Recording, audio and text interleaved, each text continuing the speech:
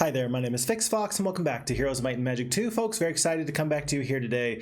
It's going to be the finish, the finale, the final little bit of this beautiful map, Spritelys King. I'm saying it as if it's just a little bit left to go.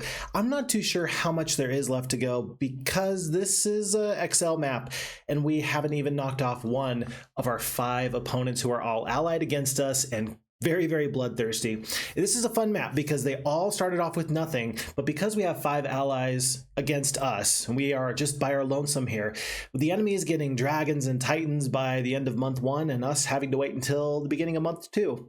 We are definitely very far behind in the power creep of this game, and so we're gonna have to be very crafty, very finicky about the way that we manage these fights if we're going to hope to pull off a win. So with that being said, folks, chat is filling up wonderfully. Tundar, Roman, Manny MM, Sandro the Peasant Killer, Star VT, thank you everybody for being here now, and thank you for everybody that'll catch us here later on YouTube as well. With that being said, let's dive right in.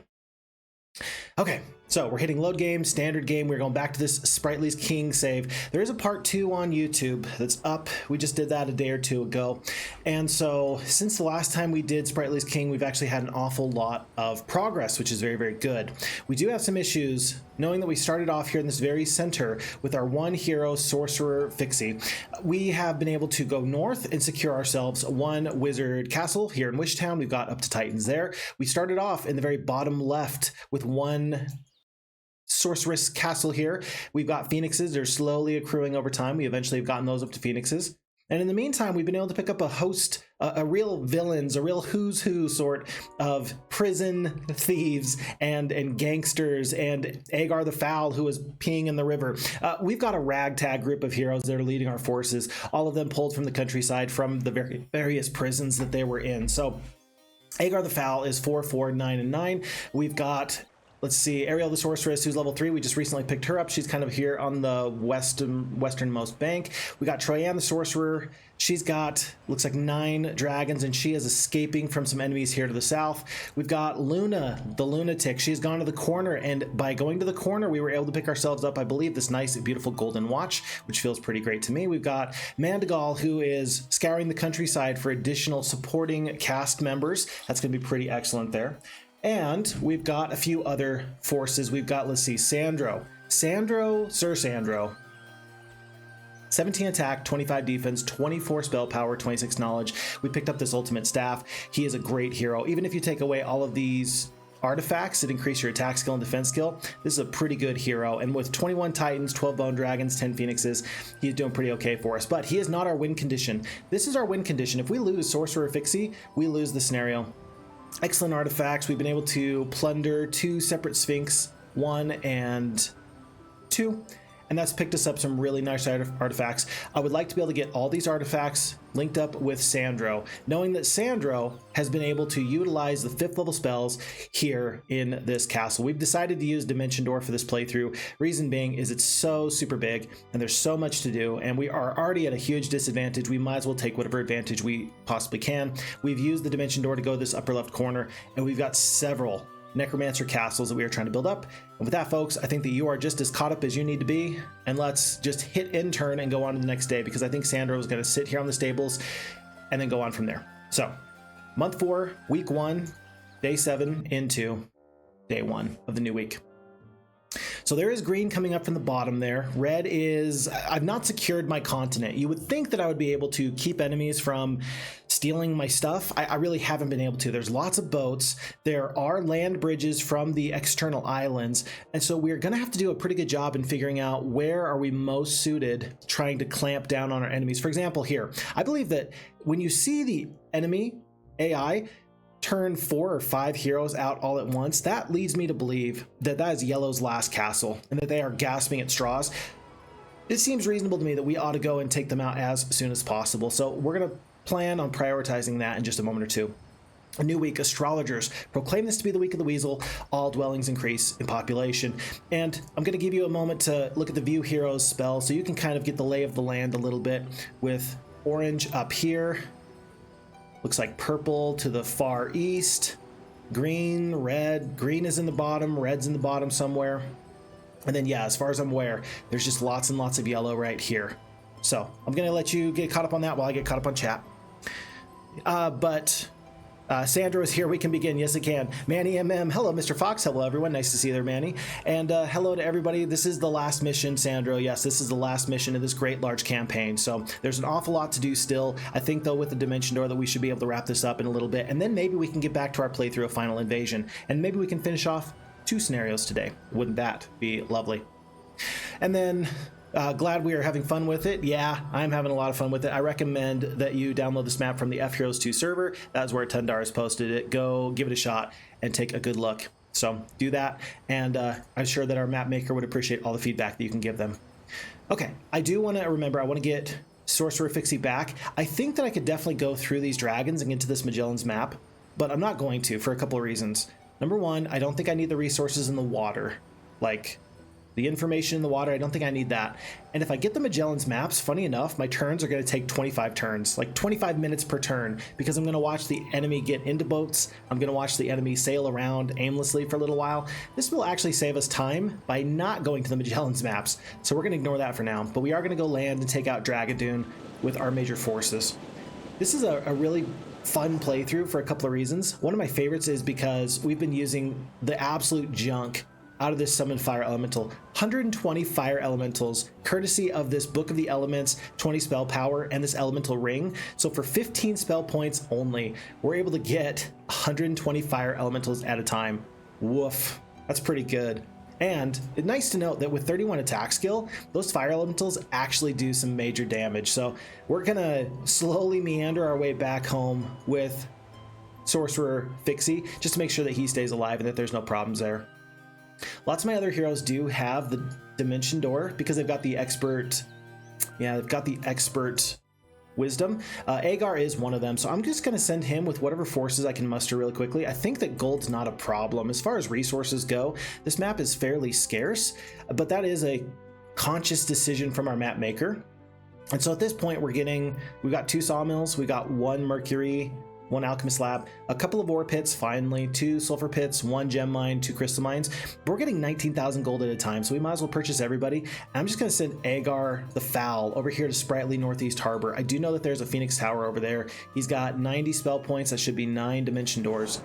So even my secondary heroes are still pretty good. Agar the Foul has been in some absolute tussles with the enemy before. And so he is a competent hero. It's the kind of thing that my dad likes to do. My dad likes to have multiple awesome heroes. And that makes me really happy that I'm following my dad's footsteps because he was always correct. It was funny, the other day I mentioned that we needed to pick up every single one of these windmills here in this little corner because we were so shy on resources. And my dad texted me and he said, I see that you're finally coming around to my way of thinking. Yes, Dad, I am coming around to your way of thinking, and I'm very happy to do so. And so with that means that Agar, as a level 15 third, fourth best hero, he can go do some of these little side missions and get us, 6 phoenixes for our troubles. So very happy for that. In fact, we're going to send him over to pick up this observation tower. I'm not really effectively scouting to know where the enemy is, and if we're not going to pick up the Magellan's maps, we might be able to do some real cool surprise tactics. Yeah, we might be able to. It looks like we can actually do some lith hopping. Maybe go to here, maybe go to here. If we can defeat a horde of genies, we can maybe even pick up a new hero. These jails have been excellent. There's been some quality troops in and amongst these jails, so not something to skimp out on. We're going to take a look at that in a little bit. Ariel is really not much of a hero, but she does have this Purse of Gold and this True Compass of Mobility, so I'm going to keep her alive. I'm going to try and keep her effective. As you can see, there's still a lot of map to scout. She just doesn't have the forces really to scout that. And then Troyan, unfortunately, even though, again, she's got good artifacts, Traveler's Boots and such, with these 9 dragons, I'm feeling a lot of pressure from Green. Green has a land bridge. They're making their way towards me, and I'd like to go this way, but I'm not confident that I'm going to avoid some other big green player. I think that there's Natasha and Ruby the Knight, so I might lose a dragon going through this horde of royal mummies, but I think we should be able to do it, no problems. Never mind, 2400 experience, we will take it. And there's no time for the witches' huts. We have to go north as fast as we can, run, scurry, and then maybe consider applying pressure to Freedom Spire, where I know for a fact that there are dragons. There's a green dragon tower there that I built, and then the enemy's taking it away from us, so it might be possible that we can find ourselves an advantage by retaking that castle.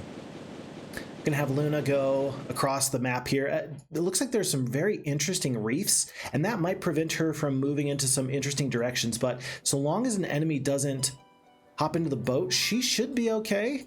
I guess she's only got the one halfling. I would really hate to lose her. She's really not an amazing hero at the moment for me, but she does have chain lightning, 3-speed halfling. I don't know. Maybe actually, if I've got room to hire one hero, I might hire a hero here in Brownston who can just hand her off a couple of titans, so that way she doesn't have to land. I think I've got 8 heroes though. We will see if we will have 8 heroes by the end of this turn. It's quite possible that we're gonna run afoul of some real bad, nasty enemies sooner rather than later. And folks, the coup de grace, cream of the crop, Sandro the Peasant Killer. No, not Sandro the Peasant Killer. Sandro the Necromancer. Sorry, Sandro the Peasant Killer. He's gonna pick up these stables. The head grim appears leading a fine-looking warhorse. This steed is gonna go through so many dimension doors.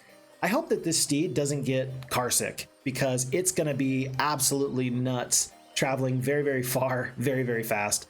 It's not going to help our mounted soldiers because we have none, but what we are going to do with Sandro, I think it's time that we take out Halon, maybe Purple's toughest hero. So we're going to go do this fight real quick, and then we're going to see where this takes us. Holy cow. I am going to spend the spell points, though, to do the Identify Hero spell. Yeah, 2 attacks, 7 defense, 8 spell power, 8 knowledge, 4 titans, 3 phoenixes, 8 giants. This is not a fight that we are going to have to worry about at all. The mere overwhelming avalanche of stats that we have, 17 attack, 25 defense versus 2 and 7. We could swap this fight. I could fight on this side, and I think I would still win. I think my stats are that good. Okay, maybe not. 21 titans, that's a lot. But I mean what I say, and I say what I mean. I think that our enemy here has no chance. So we'll see how this goes. My dad is a very wise man, Tundar says. Yeah, the idea about picking up every single little advantage you can, he's a wise guy. He knows what he's doing, and I'd be a fool not to trust his opinion or believe him. So I do my best to listen to my dad as often as possible. It's funny because as I get older, there's more stuff that I feel like I need to ask my dad, and I should just have my dad on speed dial, so that way there's never any question about what should I do. The other day, I was beating my head into the wall because there was a small mechanical fix I could make on a vehicle. It was not a timing belt; it was a serpentine belt, and I wasn't sure if I should get that fixed or not. And thankfully, somebody else helped me out with it, and I didn't like take it to the shop or something because it's not a hard fix. But it was the kind of thing where I was like, well, my dad's at work right now. I should probably just bother him, but.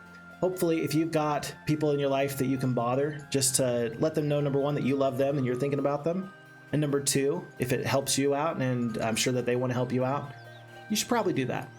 For everybody involved, we should probably bother people all the time. Heaven knows that I ought to be bothered quite a bit more than I am. Okay, I do see that we've got nothing here really, but there's lots of enemies here to the south. I think that we're going to take Sandro directly south. I know that I talked about, wow, dealing with Flint the Wizard? Where did you get 11 Titans and 16 Bone Dragons? You're crazy. There's a part of me that really wants to handle this area, because if I do, I'll have a solid wall at my back to the left-hand side, and then maybe Flint is not going to threaten all this. So, on the one hand, I want to go south with Sandro. On the other hand, I think I ought to go here. I talked about going here. We went a little bit far out of our way. We've got 21 dimension doors before we are out of the spell points. I'm going to do this. We are going to make sure that our new fine-looking warhorse is absolutely sick to his stomach. Worse than somebody going to an amusement park and riding the rat trap roller coaster. Yeah, this guy is absolutely gonna suffer a little bit here. Do not call PETA, the People for the Ethical Treatment of Animals. Don't worry, it's just pixels. The horse will be fine, trust me. But I do think that we are going to, are we gonna get over here? Yes, we are. I think that these yellow heroes are gonna see me show up and they're gonna scatter like cockroaches. And I don't think that there's anything they can do to stop me. And that feels pretty great. We just went from here, we just got to here, and we came from over here. Folks, we just crossed literally half the distance of the map in one day. That's disgusting. That's filthy. Yeah, this scenario might be more over than I think it was. Anyway, so we're gonna hit intern and let the AI do what it does. Green player to the north, kind of threatening our wizard castle. So 1 green and 1 red player to the north. Note that because that main wizard castle has been scouted, the enemies can see it, and therefore they are all allied, and so they all have vision of it. One person scouted it, and now everybody can see it. And so I do have to do my best to keep that territory alive and well.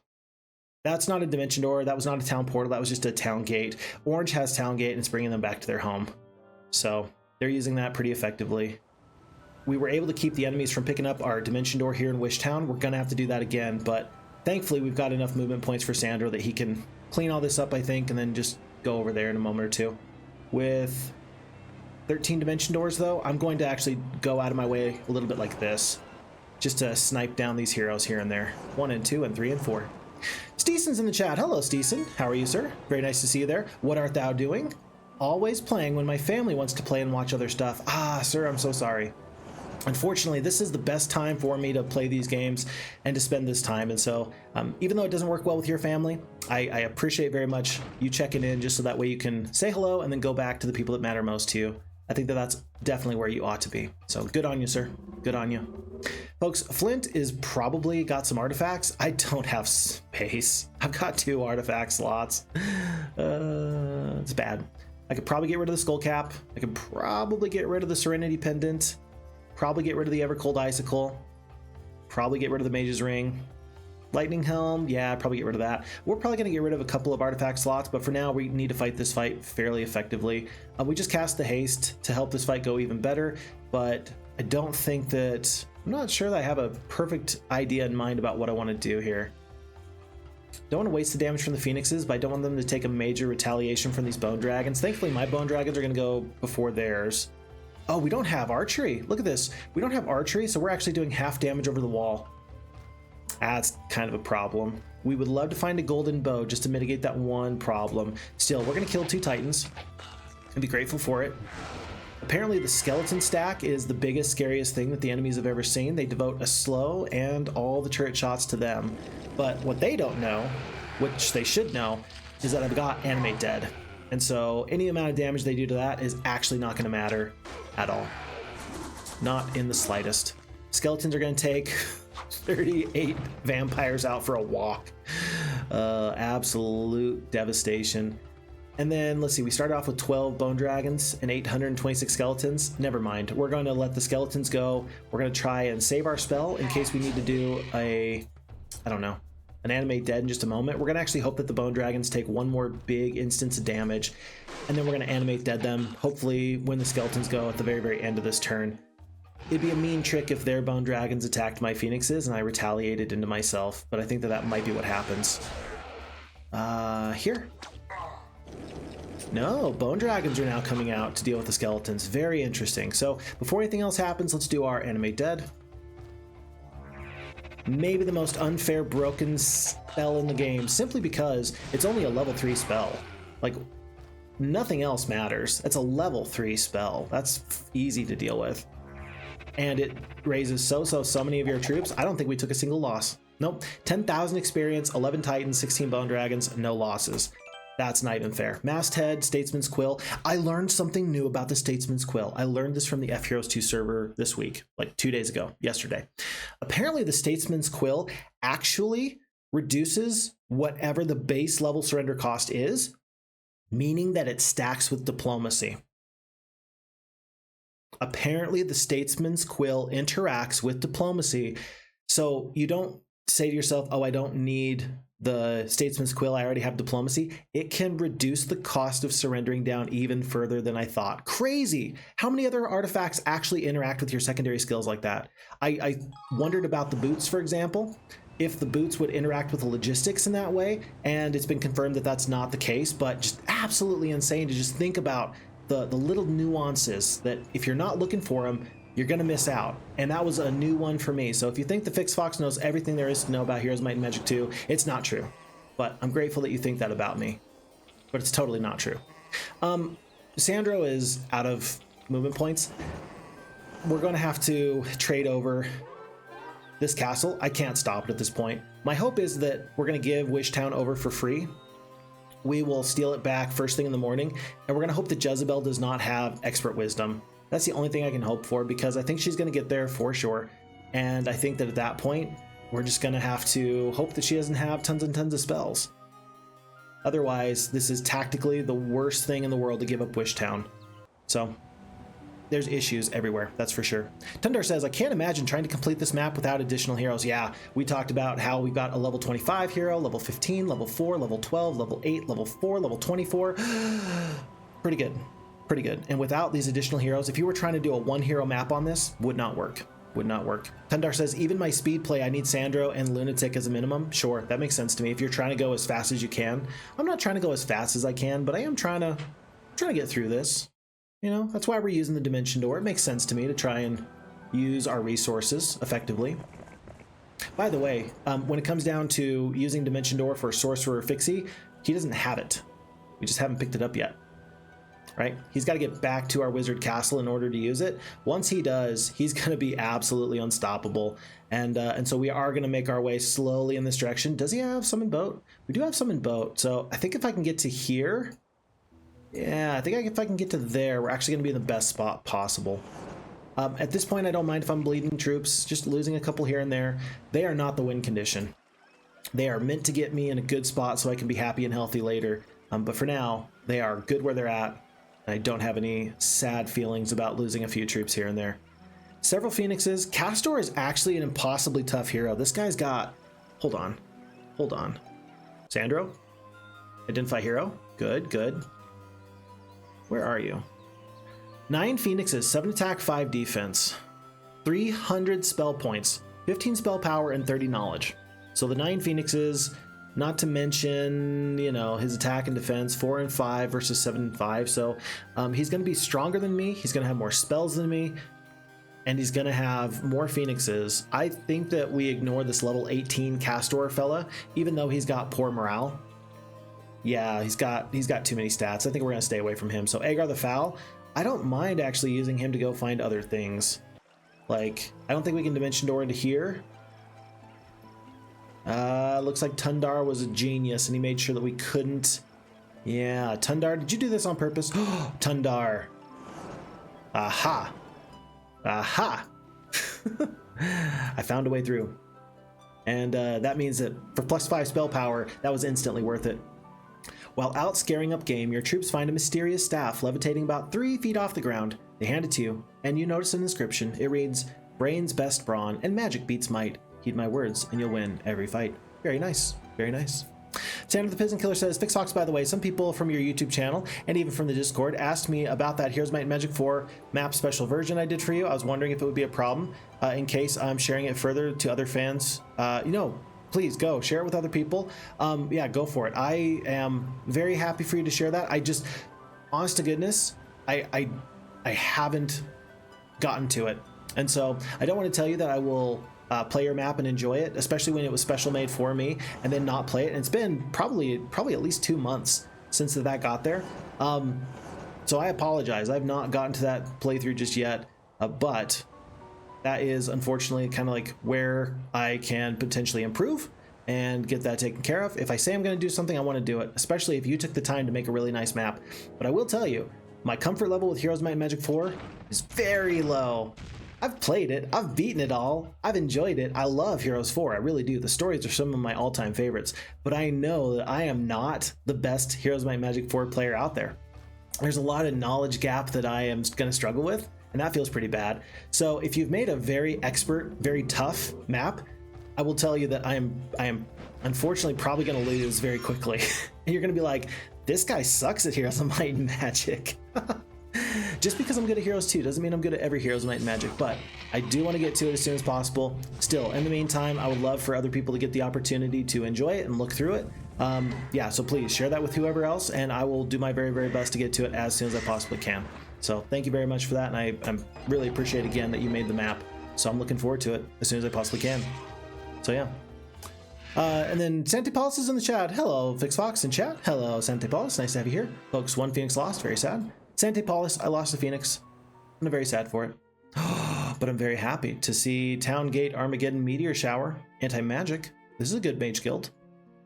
That's a good Phoenix. That's going to soothe my hurt feelings. Most importantly, Agar the Foul is going to spend 1 day in the Mage Guild and get full spell points. I don't know. Maybe we'll see what we do with Kastore a little bit later. But maybe this was actually a starting castle for the enemy. Yeah, everything is pretty much purchased except for the rainbow. So that's pretty good. If we can take out whatever bastions of strength the enemy has, just kind of cut off their supply lines, I think we can choke them out. I think we can win some really tough fights, and we can just choke them out so they don't get an opportunity to resupply. And Dimension Door is actually one of the, ooh, look at this, one of the best ways you can do that, I think, because then you're able to surprise them before they build up their forces. I am sure that they would have loved to have gotten that one final Phoenix before I took their castle. They just might not have realized that I was on their doorstep. I didn't realize I was on their doorstep until it was almost too late. Troyan's going to ignore this fight to the south. The dragons are more valuable, not on a 3 and 2 hero, but on a 31 and 19 hero. So I'm going to save those red dragons, those 9 red dragons, for a later hero to deal with. And do I have room to purchase another hero? You know, I do. I'm going to hire... This is going to be awkward.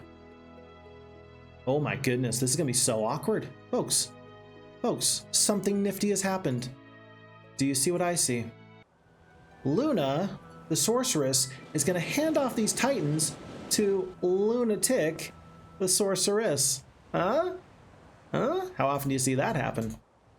And we're gonna lose the one halfling. It's not gonna matter too much. It might even affect our speed later. So let's have the Lunatic continue on sailing here, as far and as fast as she wants, knowing that now she's not going to run afoul of some greasy enemy that wants to do her harm. It's a small thing, but I do want to keep her alive as often as I possibly can. Looks like it's going to be 46 sprites per treehouse, give or take. So this is potentially, call it 350 sprites. That's a bunch. Holy cow. Let's get all of those sprites along this main coastline right here. Sprites. Because then down here, there's also more sprites. Yeah, so if we can get into that area, I'm going to be feeling pretty good. There's another jail? I missed that jail. I didn't see that from before. We're going to try and get that pretty quickly. And folks, it pains me to say this, but this Luna does not factor into my plans at all. And so I'm going to preemptively let her go. Just so that way she can go and tell her friends that she was part of the Phixfox army, and then she was unceremoniously let go. That is the beginning of her villain arc. We talked about Phixfox. I'm officially going through my sinister Phixfox phase. Something happened and it absolutely broke me. And now I'm officially sinister Phixfox. I'm in my villain era. And what does that exactly mean for you? Well, what that means for you is that I'm going to do things like use Dimension Door. I'm going to do things like use dirty underhanded tactics, like use Elemental Storm from afar to firebomb our enemies. You know, unfair things that have no counterplay. That is now in my wheelhouse, and I'm going to have zero shame. In fact, I'm going to relish in the opportunity I have to absolutely obliterate some of these foes. It's going to be a real good time. Just trust me. Move the halflings up just to prevent maybe the wolves from doing too much more. This is going to give me the opportunity to cast one more lightning bolt. Is it really that big of a deal? No. Is the one paladin probably more important than a couple of orc chiefs? Probably. Either way, I'm out of spell points, and we're going to let that go. Lost a gold mine. Lost our wizard castle. Red is getting into the boat. Maybe to actually circle back and try to take back that sorceress castle that Agar the Foul just took? Question mark, maybe. But I don't think that there's an enemy I fear right now. Look at that guy. I fear that guy, only because he's gross and stuff. This is, of course, Kastore with his multitudinous forces and his great luck and his fantastic spell casting ability. But he goes back into the boat, so he's also probably looking to chase me and chase down that castle we just took. That's okay. I'm okay with that. Just maybe play around with the enemy as they go back and forth and back and forth and back and forth. But Sandro the Penkiller continues on. It seemed for others who have tried it to be more balanced and fun than the original. Oh, good. Yeah, so the original was challenging and hard, but the new one is balanced and fun. Okay, perfect, because that's more my speed at this point. When we're talking about Heroes of Might and Magic 4, yeah, it's definitely less of the challenge and more of the fun is kind of what I'm going for. So I'm very much looking forward to that. I'm happy to hear that. Very good. Very good. And then imagine having our artist Tundar placing an actual peasant killer on one of the maps. I mean, you would have to ask him. he would know what he is capable of and not capable of. Maybe he says that there can only ever be one Sandro. There can be no Sandro the Peasant Killer. Maybe, you know what? Maybe Sandro, it should just be implied that he is Sandro the Peasant Killer. Because what necromancer does not want to take every ounce of calcium that they can from the local populace? Sounds right to me. Sinister Fox made me laugh out loud. Tundar says, good, I'm very glad. Because it's, I mean, that's what you're dealing with now. You're not dealing with a normal fox anymore. This is officially my villain arc. So I'm glad that it's being well received to all of you near and far. Okay, we have an opportunity. We have 2 more dimension doors. We can get to here. We'll take the town, take the castle, of course. I think that our forces are big enough to defeat Atlas before he can get too far away. Uh-oh, right here? Yeah. And then after we defeat him, I think that we can defeat him with just these few spell points, and I think we can actually get back before we have to end turn. I mean, we can cast 7 spell points worth of spells and get back and resupply our spell points first thing in the morning at the castle, or we can, let's see, no mysticism, or we can cast only 7 spell points worth of spells. This feels kind of bad because you'd really like to do like a mass haste. I guess that a bless is low cost but highly powerful. I would like to not lose tons and tons of forces. By the way, Atlas the Barbarian, 19 attack, 14 defense. Do you think that this is a good guy to take out? Not to mention blood morale, Irish luck, 45 spell points. Oof. Oof. 101 Earth Elementals, 8 Titans, 65 Ogre Lords. You know what? I would like to just win this fight outright and make sure he never comes back. That's unlikely, but it's possible anyway. Yeah, I tell you what.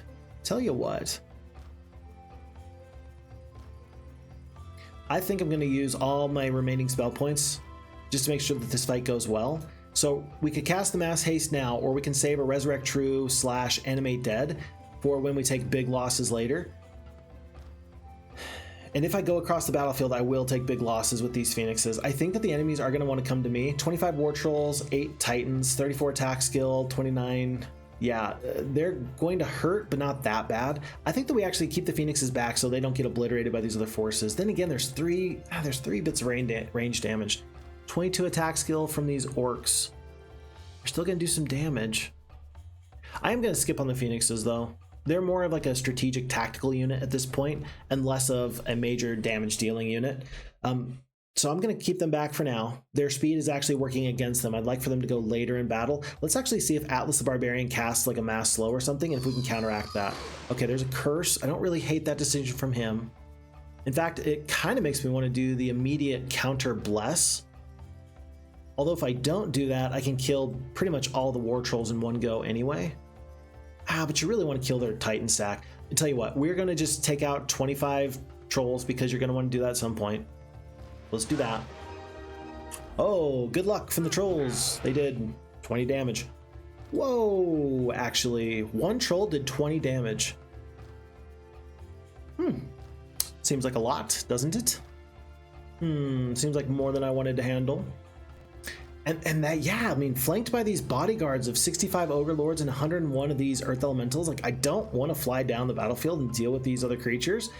I feel like I'm going to have to at some point. I'd really like the skeletons to get a good first hit off on somebody. Do I skip with the Bone Dragons? I think I'm going to skip with the Bone Dragons. Yeah, the enemy recognizes that my range damage is vastly superior, and there's no disagreement from me on that.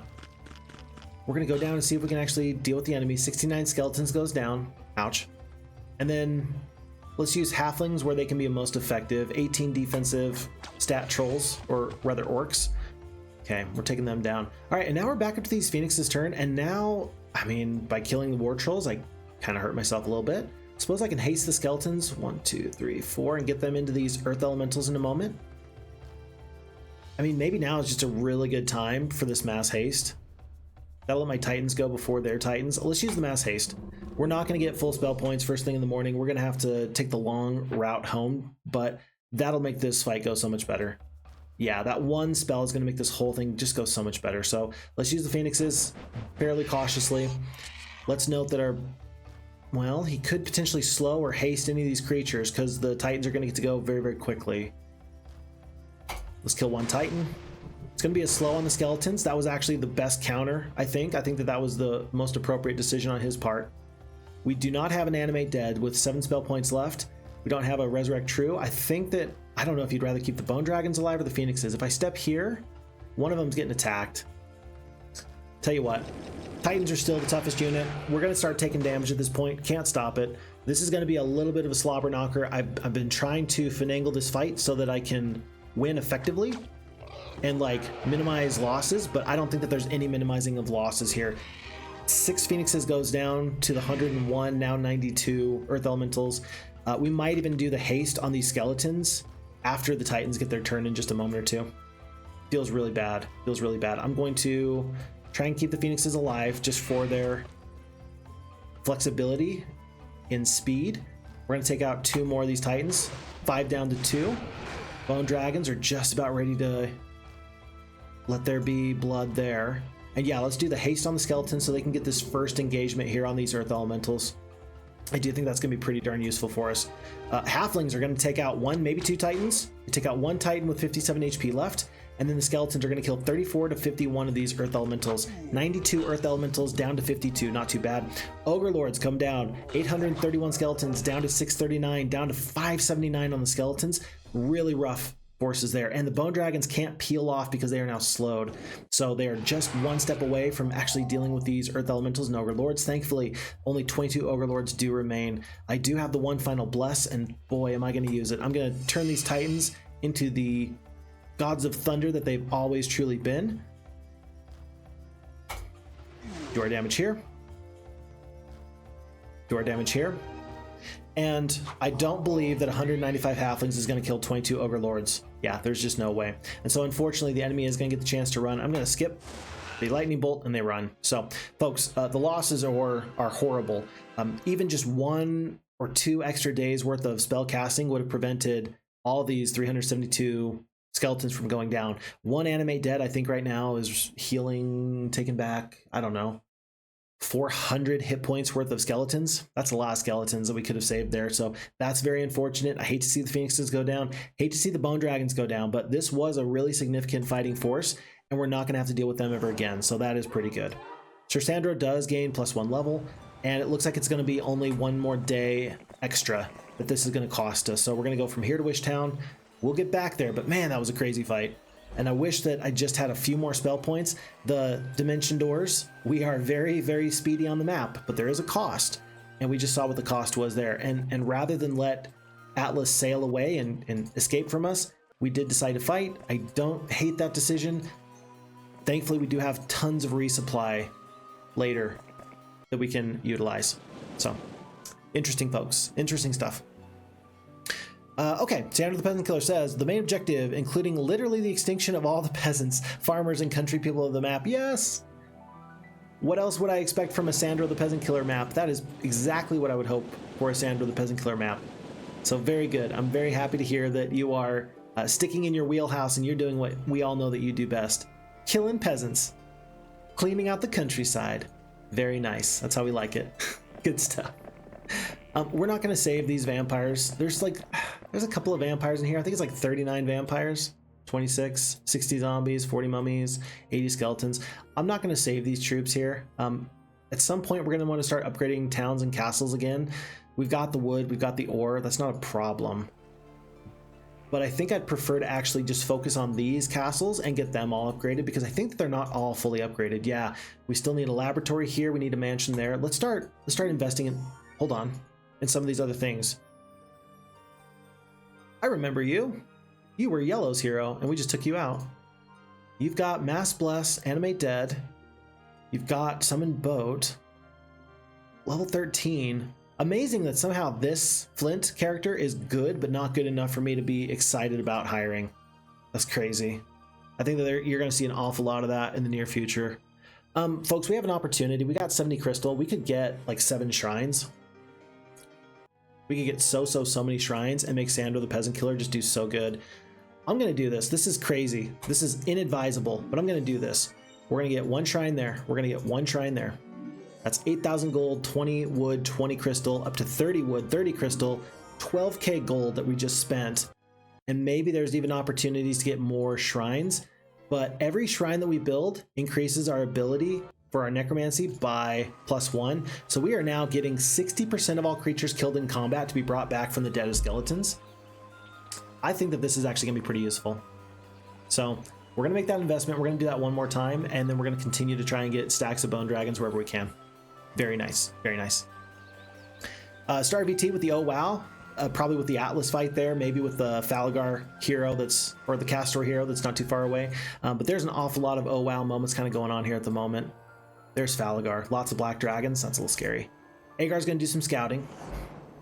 Just try and keep him alive. Aha, observation tower, that is absolutely worth it. Very good, very good. Blacksford, there is a warlock castle, 2 warlock castles. Agar is gonna make himself very useful in a short amount of time. Here, and he's just gonna sit here overnight and pick up some nice stuff. Look at this, 1 level away from a 5th level mage guild, but our map maker has said no, the enemies cannot have 5th level spells. I'm happy for that. Very, very good. And then are there any additional forces here? It looks like black dragons, hydras, everybody, but only about a week's worth of growth. So I'm immediately going to drop these steel golems. We're going to pick up the dragons because of course we are, and then we're probably going to go pick up this castle of Stop Inton in just a moment and hope that we can avoid the ire of Agar. So Agar, stay where you're at. Don't panic. Don't move. There's snakes on a plane. They're big and they're scary, but their eyesight is based off of movement. Oh, look, another shrine. Just like the T-Rexes in Jurassic Park. Okay, that's not how that works. I believe, okay, folks, can I just tell you, my inner child loves that we are learning more about dinosaurs today than we ever have in the past.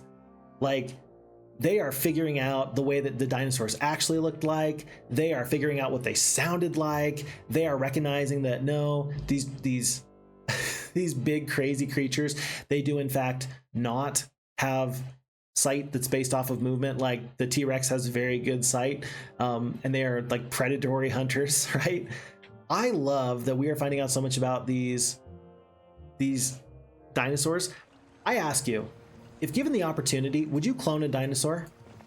I know that we have like 5 or 6 movies that tell us why you should not clone dinosaurs, but I think it's actually a really good idea. Just for science, please. Like, I'm so interested. I want to know. I have to know, like, what did they look like? What did they sound like? So I understand why we shouldn't, and I don't care. The heart wants what it wants, and so therefore I'm going to hope that we can get out of that pretty quickly. Oh no, I hope that we can find the dinosaur DNA and we can clone them so we can actually see what a T-Rex looked like. We're out of artifact slots, and so this is actually impassable terrain. I gotta go to here. Hopefully with the Oasis I can just barely make it. Yeah, sweet. We'll summon a boat, hop in the boat, perfect. I was trying to set sail from here, but we were just a little too far away. And even just going from here to here, that's gonna save me a lot of time out of my way, and it's gonna potentially keep me safe from somebody like Natasha. So we're gonna race them back. Looks like we can't land here. Looks like there's too much stuff here, actually. Huh. Tundar did this on purpose. Well, maybe we just set sail in this direction. There's got to be something up here as well. We'll see what we can find, but I just know that I want to stay in a good path as long as I can, but I also want to stay safe from somebody like this. So that's what we're trying to do. All right, let me get caught up on chat because I'm like 5 hours behind on chat. Steeson says, hate Necropolis, animate dead, bluch, cheat spell. It's decent, it's a great spell. We have talked about how valuable the animate dead spell is, and I make no apologies for it. If you can use it to your own benefit, you should. And if the enemy gets it, they should use it as best as they can, even if that means that I lose. So I understand why they are the way they are. And I don't hate the game or the player. I recognize both are valuable, and Heroes of Might and Magic too. Okay. Tundar says, your dragon Armageddon OP strat with the quill and diplomacy and no gold. I mean, when it works great. And when it does not work, I accept that it should work and it doesn't, and that makes me sad. So Sante Paulus to Sandro the Peasant Killer talking about getting tons of skeletons. Sounds like Stalin with extra steps. Who would have thought that Necromancy was actually based off of Joseph Stalin?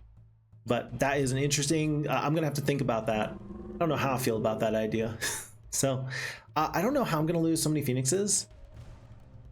You got 4 attack, 5 defense. Are Phoenixes just that much worse than Black Dragons? Guess so. Maybe my own dragons accidentally toast my own Phoenixes at some point due to poor positioning. I can see me doing that on accident. I can see that. Yeah, that's probably what it was. Whoa, good luck, good morale. Okay, we're gonna kill, let's see. I'm gonna send the rocks up to here. The rocks are gonna handle this stack. They're gonna retaliate against that stack. And then we're gonna kill this one bone dragon. We're gonna end up saving like 3 Phoenixes, 2 Phoenixes. Gonna be pretty good. How many HP? 70 HP? Yeah, they're not gonna do 70 HP worth of damage there. Wow, but this guy's actually doing some damage. Holy cow. Agar is not as tough as I gave him credit for, which makes me all the more happy that he did not go and attack Kastore. 1 Phoenix goes down, but we do take another castle for us. This one does have a 5th level mage guild. That means that some enemies do have a Resurrect True, and that's kind of scary. Okay, but otherwise, this is another good castle. Happy for it. And where to go from here? There's an obelisk. Wait, have we explored enough of the map? All right, folks. The ultimate artifact is near an alchemist tower, a wagon, a witch's hut, a witch doctor's hut, and a demon cave. You can find these elements, we can win the game. I got a feeling it's like over... I mean, it looks like it's in the snow. It looks like it's in the snow, which makes me think it's in the north. There's a demon cave there, but it's not quite correct. One more time. So there's water to the top, so it makes me think it's in the north. And like a little river and this, but these trees are definitely icy looking. I could be wrong. These ones don't look icy at all. Maybe it's to the south. Maybe there's still a lot of map left to be explored. Yeah, so long as there's snow on the rest of the map, I don't think I can really plan on where this is just yet, but I'm still hoping I can find an ultimate artifact. I do think that that'll make my life much easier. So we'll see what happens there. Uh-oh, trolls. I believe that Ariel's actually run out of room to walk. I think she's gonna have to be dejected and get back into the boat pretty quickly. Steeson says, how do you keep track of comments context with what you were saying or doing, looking at a long time ago? Is there timestamps in the chat you see? Nope, I just do my best. Because like Star VT, he said wow, and I'm like, okay, what was the most recent wow moment we had? And I have to guess at that point as far as which wow moment he was specifically referring to. A better person, I think, would probably, I don't know, would probably do a better job of keeping an eye on chat. But like, it's tough. Like I'm here to play Heroes of Might and Magic, but I love spending time with chat. So I'm trying to balance this, and sometimes I fear that I don't do as good of a job as I wish I could. So anyway, that's just kind of where I'm at, which is why I said I was going to try and take the time to look at chat a little bit better. And now I'm sad that I didn't. Now I'm very sad that I didn't. Thundax is probably pretty tough. We're going to keep sailing and hope that we're just too fast for him. Yeah, we're just gonna hope that we're too fast for him. Just can't catch us. Sandro loves Luna. Tell me something I don't know. And then Sandro's gonna go back home in just a moment. Sometimes he doesn't. Sante Paulus says absolutely. Sante Paulus actually knows what's up. Most times I don't, but I do my best. I failed, but I do my best. So, okay, let's make sure that there's no other purchases to make. This castle's good. I don't want to spend the resources. This one is upgradable. No, I decided I want to build up my Necromancy castles because there's so many of them. I'm going to pick up the shrine now because we've talked about kind of investing in the skeleton stacks. This one's good. This one still needs a laboratory. I will trade for the 1 gem just so that way I don't forget. And later I'm sad that I didn't pick up a couple of bone dragons. The real sneaky thing would be if I accidentally didn't notice that a well wasn't purchased in one of these castles and I just lose 2 6-tier creatures week after week after week. Because that has happened before, and when that happens, you just feel silly. Okay, everything else looks good for now. And then Sandro's gonna stay overnight. He's gonna head south, and whoever this fiend is coming to the north, they are gonna not find me easy prey. Okay, unfortunately though, at this point, usually I use the AI's turn to get caught up on chat.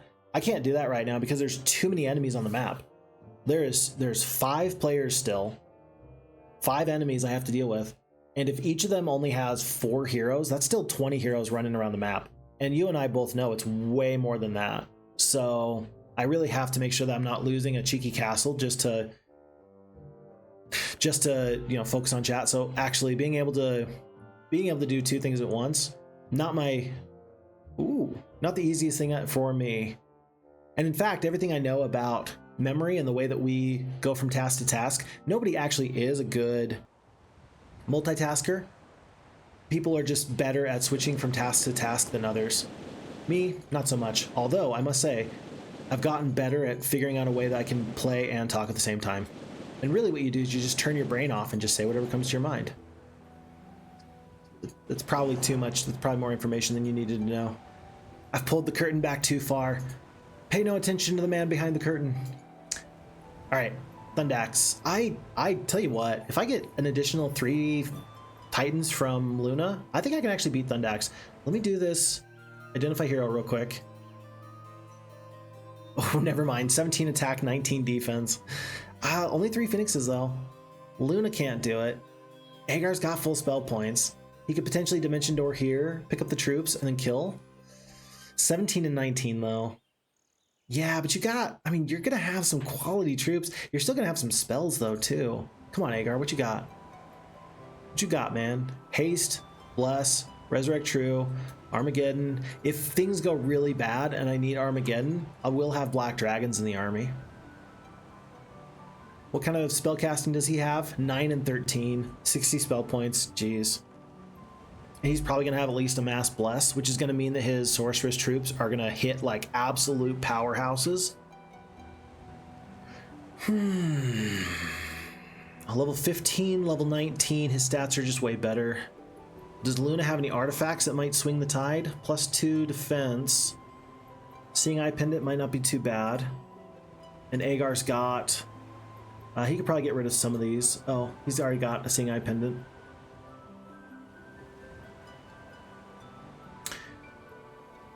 You know, and if I lose this fight, does it really hurt me too bad? I think the answer is no. Unless there's somewhere over here to go and I just don't know what it is. I think I'm going to give this a shot. We're going to hope that with more 6th level creatures that I can rely on their strength and power to win this playthrough. We'll see. Okay, so we're step on this obelisk. That's new information. Okay. That looks more deserty since there's a cactus there. Maybe I'm wrong. Maybe I'm wrong this whole time. And then do I have to go here, here, and then there with my Dimension Door? I can go there. That's good. And 2. And we're going to want to have just a little bit of movement points left so that we can actually trade. And we'll do this for now. Do this. We will take the Stealth Shield over the Ballista of Quickness. In case if there's some nice artifacts here, I'm going to give up the Kinetic Pendant. I don't know, Paralyze. If I fall prey to a Paralyze, I'll feel pretty dumb. I like the luck. The luck artifacts are actually helping. We need all the stats we can get for this fight. Tell you what. Evercold Icicle is actually Agar's best damaging spell, I think. I might just want to defeat this hero and just plan on not taking any artifacts from him. I will have 1 artifact slot left open, but I think I literally need all these +1s to win this fight.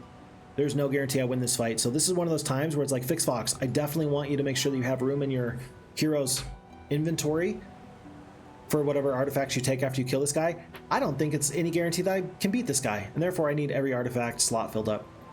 And so let's have Agar be either foolish and foul or brave and ferocious. Crud. Okay.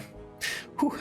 Star VT says, I know that we probably won't get it, but I feel like throwing a wrench into the regular Heroes of Might and Magic formula is what Olden Era really needs, like giving us bigger maps and level 8 creatures. They do have, I think that they go up to level 6, and then they also have neutral level 7 creatures. I think that like the Bone Dragon, for example, in Olden Era, that is going to be a neutral creature that is level 7, like 1 level higher than you can actually purchase in a castle. I think that's pretty cool. It's kind of what you do in Heroes of Might and Magic 3 with Azure Dragons and such. Just like a really nice idea, I think. I think I enjoy that. I truly do. Okay, folks, here's the thing. I don't want to lose troops, right? I do not want to lose troops. But these supporting troops are still really freaking good, right? And the Phoenixes are not their strength. It's these other kind of supporting creatures. I am playing around with the idea of casting Elemental Storm. Phixfox, that'll be 350 damage. That'll be one Titan you lose. That'll be most of the rocks, if not all. That'll be all the Archmagi. Are you sure you want to do that? Yeah, but it will for sure also kill 4, 3, 12. That'll kill half the stack of the Druids. That'll kill more than half the stack of the Grand Elves. Battle Dwarves might resist it. The Phoenixes aren't going to be bothered by it. And it will kill about, what, 6 to 8 Unicorns? So, I mean, I'm playing around with this idea. Do you want to cost yourself one Titan just to Elemental Storm? And I feel like the answer is yes. I feel like the answer is yes. If the Dwarves resist the spell, I'll think that ultimately this is not worth it. I'm going to keep the Dragons back so I can potentially Armageddon after all is said and done. So keep the Dragons alive, and therefore you got to do the Elemental Storm now. This is not high-level play. Or maybe it is. Maybe I'm crazy. Maybe this is my Sinister Phixfox. This is my Sinister Phixfox moment. I don't care about these troops. My own troops, I'm not here to keep you alive. Your lives are for me to use however I see fit. This is my evil Sinister Phixfox moment. I don't even care. I don't even care. Oh, and look, the Battle Dwarves did not resist the spell. It's very good. We're down in Unicorns. We're down in other stacks of creatures. I think that I'll tank the damage from the Greater Druids and such. I don't even care. I'm just gonna skip. Ooh, anti-magic on the Unicorns is actually a really good spell. That's a really good spell. I love that decision from them. Okay, so we're probably not going to end up doing this again, and that actually makes me glad that I did it when I did. So, all right, cool. Let's do damage where we can. We're going to have to try and let the Titans do damage to the Unicorns. I think that we're going to be fine. Look at this. 3 Dragons is doing 33 to 67 damage, 19 defense, 17 attack, 19 defense. Like, our spell casting has to carry the day here. Has to. And we can't deal with these Unicorns. We might end up having to fly around until this anti-magic wears off. A spellcasting barbarian might be the scariest thing in the world. Thankfully, we did not get good morale on these Unicorns, or else we would have lost one full stack. That would have been horrible. Rocks. I'm going to keep the rocks alive. I'm just going to have them sit right here, though. They're not going to attack because I might lose them on this retaliation, and that would be pretty bad. Okay, so next best spell. 420 points of damage with the Cold Ray. I think you actually want to take out Greater Druids with that. I think you want to send the Phoenixes down here. I don't think I lose 5 Phoenixes when 47 Battle Dwarves attacks them. But I assume that there's going to be an anti-magic somewhere, and that's going to feel really bad. Black Dragons are going to peel off as soon as they can. We kill all the Greater Druids there. We'll kill the 4 Elves here. We are slowed. The Phoenixes are slowed. That's bad. You gotta kill Unicorns where you can. We can kill 2. 5 Titans is killing 2 Unicorns. That's it. It's not good enough. I don't like it. Keep that thing far away from me, or so help me. I mean, maybe we just keep cold raiding the Battle Dwarves. We're gonna get to cold raid the Battle Dwarves one time, and you gotta hope that they don't. Oh, you gotta hope that they don't resist the spell. Let's do damage where we can. 1 Black Dragon perishes. 1 Titan goes down. I'm gonna actually see if I can keep. Let's see. 1, 2, 3, 4. I'm gonna send the rocks down here. That might actually keep the Phoenixes alive. It does not. So the dwarves are sticky, and they're staying right on top of these Phoenixes. I don't have a good other spell. I've got spell damage. That's about what I got. I do have a Resurrect True though. So try and save 2 Resurrect Trues for the end of the fight. Maybe that just means I do brawl it out. Save the Black Dragon, use the other troops, use a couple Cold Rays now before the dwarves get anti-magicked. Please don't resist the spell. 25% of the chance. 25% of the time it works every time. I know that, you know that. That's just the way it works. Is that going to stop me from trying to cast that again next time? Heck no. You better believe we're going to try and do that again. Ooh. Okay, he's got 35 spell points left. I don't like this. Do not like this. Do not like this.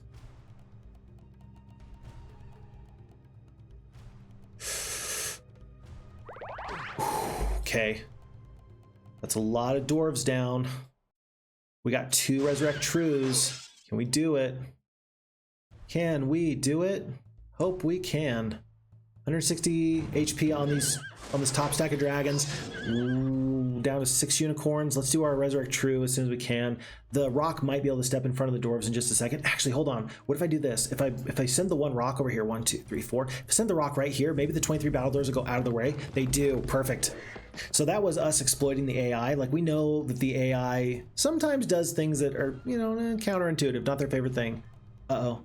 I might have made it so I can't resurrect my phoenixes, but at least we're not gonna have to deal with these dwarves for a moment. So let's do our first of the Resurrect Trues right here. We are up to 4 titans with 225 HP. We're killing 1 unicorn at a time, 97 points of damage, 34 HP on this black dragon. Another lightning bolt, that's another titan goes down. We're down to 3 titans with 129 left.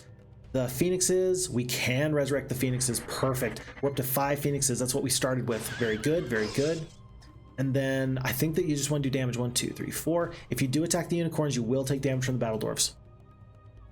I'm gonna go to here with the phoenixes. I don't want to take the damage. Nope, it's too late. You gotta brawl. You gotta do damage. There's nothing else but doing damage at this point. Nothing else matters. You're going to take losses. Just accept it. Save the 34 HP black dragons though. In fact, we're gonna go to here with them, so maybe these guys aren't gonna get good morale and hurt ourselves too much worse. You know what? Maybe not. Maybe not. We're gonna kill 2 battle doors at a time, folks. I don't think we're gonna win this fight. 350 points of damage. If you resist this spell again, I'm gonna lose my marbles. Cold Ray actually does more damage because we have the Evercold Icicle. If you resist this spell, I'm gonna lose my mind. Could you feel the tension? Did that feel good? That felt good. Like, all things considered, that felt okay. Like, because like we missed on the 1 spell cast, but not the 2nd. Like, we lost 4 titans. Oh no, but we lost some of these other 4. Like, it worked out. It didn't feel great, but it did work out. Why did it say we lost 4 titans? Did we have 8 titans? We had 6 titans and now we have 2. Gotcha. All right, that's a little sad. I think I would have rather resurrected True the Titans. I thought I'd started with 4 Titans, so my bad there. Okay, 4100 experience, Legendary Scepter. So the 1 single artifact slot that we had available actually picked up a really nice artifact. Very, very nice. Okay, that feels pretty good, folks. We did it. We saved the town. We saved the village. Agar at this point, his forces are exhausted. He's gonna send his hopes and dreams with Luna. She's now gonna be the main power in this area. So she's going to take everything she can to make sure things go well. He's going to stay alive, so I'm not going to worry about trading over artifacts and whether or not those are going to keep her alive or not. But I do want her to have space for future artifacts that are going to be good for her. So all these. Very good, very good. So Luna is going to depart with 2 titans, 2 phoenixes, 2 black dragons, and she is going to let Agar recoup his spell points, dimension door away, and then she is going to continue to set sail. Good stuff. Good stuff. All right. Great. Well, let me get caught back up on chat. I said for the 4th or 5th time. Okay. Let's see. Sandro the Peasant Killer. Yeah. The motto was harvesting rather than wasting. Ooh, yeah. Stalin was definitely a necromancer. That's for sure. Tundar says, let's not introduce her to Sandro. If he doesn't notice it's not Lunatic and gets a bit too close, things could get spicy. That's discussing that Lunatic the Sorceress is Sandro the Peasant, or Sandro's main love interest in this story. But there was the other Luna that was up here, and that we hired her very briefly. And then we want to make sure that we keep the 2 Lunas separate so Sandro doesn't get confused. Very good idea. Very good idea. And then thank you, Sandro. Yeah, it was a very special version for us, and so thank you for downgrading the difficulty. Thank you for making it enjoyable. I am looking forward to it as soon as I can. We should have Sandro the Peasant Killer's map. I love the idea of a necromancer struggling with no castle. Sounds good. Sounds good. Trenlo. Hello, Trenlo. Nice to have you here. Welcome, welcome. Nice to see you there. Says tough fight. Tundar says big fight. Roman says many creatures lost, but epic fight anyways. I think that was this fight up here that we were discussing. That was the fight with Atlas. We had Dimension Doored over here, and we lost a lot of forces. We didn't have the spells to resurrect them, animate dead them. That was our mistake, but we ultimately got through there. But what chat is also saying, tough fight, big fight, absolutely still applies to this Agar the Foul fight that we just had. So, tough fight, big fight, a couple of times. Not just once, but twice. Christina Diamonds is in the chat. Hello, Christina. Nice to have you here. Welcome, welcome, all the way from Germany. Hello to everyone. I caught the stream. Woohoo! Nice to have you here. Welcome back. Appreciate having you here. It's always a pleasure to have you. Star VT talking about the Jurassic Park and cloning animals. Does want to bring back the woolly mammoth. I think that that's pretty nifty. And I would love to see what an elephant would interact with a woolly mammoth about. Like, so I do know that with some of the cloning that they do, there was the whole conversation about bringing back dire wolves. And it's not really a one-to-one on the dire wolf because they did splice the DNA. They kind of made a hybrid with some other modern day wolf. But I do wonder if the woolly mammoth, if you are able to get 100% pure DNA, is it going to be on the same intelligence level as a elephant today? Because modern elephants are super smart. So I'd be interested to find out that. That'd be kind of interesting to me. So, oh, but Roman says it was 7 movies. It was 7 Jurassic Park movies that tell us it was a bad idea to clone troops. There you go. My bad. But Tundar saying Triceratops roaming the African plains, that would actually be awesome. I would love that. That would be super sick. Yeah, let's. And then for all the poachers that try and take them out, oh no, a poacher got gored by a Triceratops. It's so sad. No, we're not sad at all. Glad that we got animals that will fight back against the poachers. That's good. Roman says curiosity is stronger than the fear. Yeah. So even though we know that there is some fearful issues with cloning, we do also recognize that it's something that we still want to do. I want to do it anyway. Even though we don't actually think it's a good idea, we still want to do it anyway. And I have no regrets about that. It is what it is. Santipala says, we have these movies because real life people actually can predict what bad can happen and make a movie out of these fictional people that are stupid and cannot see what will happen. You are talking some real wisdom there. That's really spitting wisdom. So, like, for example, one of the things that I think about that comes up quite often for me is the idea of Michael Crichton. You looked at, for example, his movie, or rather his book Next. It was following the idea of genetically modifying humans and animals and things like that. It was trying to discuss how people could be discriminated against, kind of like Gattaca, discriminated against because their genes were inferior in some way, shape, or form. Like, really, it was a really good book, and it was ahead of its time just because, as a smart person, Michael Crichton was able to conceptualize a world where, okay, with these advancements in technology, before legal capabilities kind of catch up to the new world, you know, what is the world going to look like for a short time?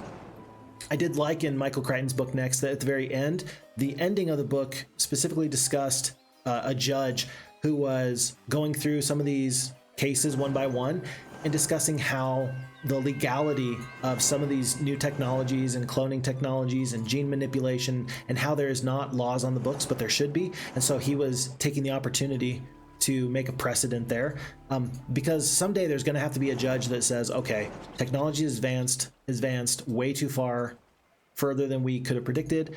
We have to address this. And not if, but when that happens, it's going to be kind of a big moment. So yeah, Michael Crichton, great author. If you haven't checked out any of Michael Crichton's stuff, of course, Michael Crichton did do Jurassic Park, Next, Airframe.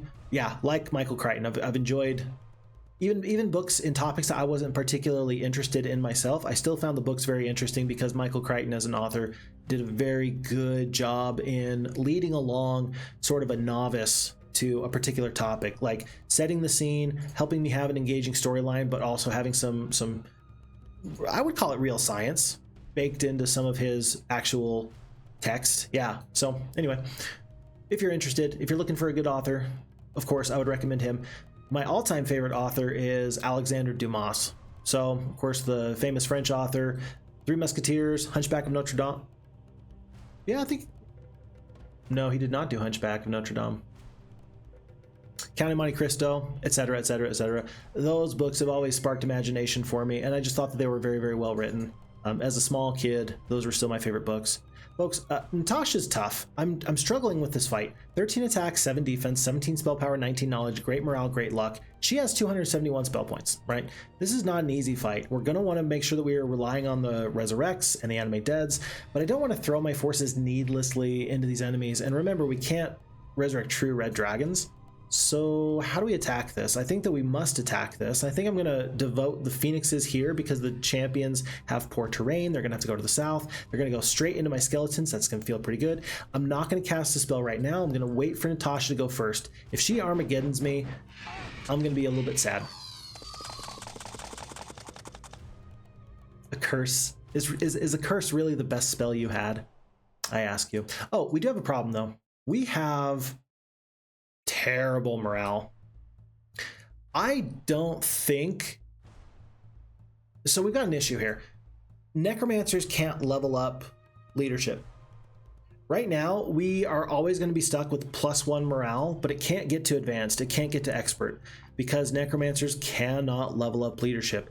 A necromancer can pick up leadership from a witch's hut and get the secondary skill, or they can start with leadership, but he cannot increase his leadership skill from this point. And that sucks because now we have really bad morale, you know, troops of 4 alignments, not to mention the undead in the group. Yeah, kind of a bit of a problem here. So I'm hoping I get to take all my turns, but there's no guarantee that we will. Let's see, 20 titans though. I mean, we should be able to do some serious damage. Let's focus on these dragons, 3 of them. Let's just kill 3 dragons. Good luck from these 2 red dragons. They did about 42 points of damage. There is the poor morale that I was just discussing. 9 red dragons do not get to take their turn. Skeletons, this is a foregone conclusion. I know exactly what's going to happen right there in just 1 second. We're going to kill as many archers as we can. That's 105 archers. Skeletons are just going to have a field day.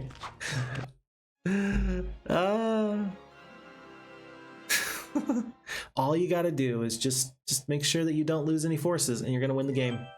And you might as well pick up 135 skeletons because you've got Necromancy +5, 80% of all creatures killed in combat.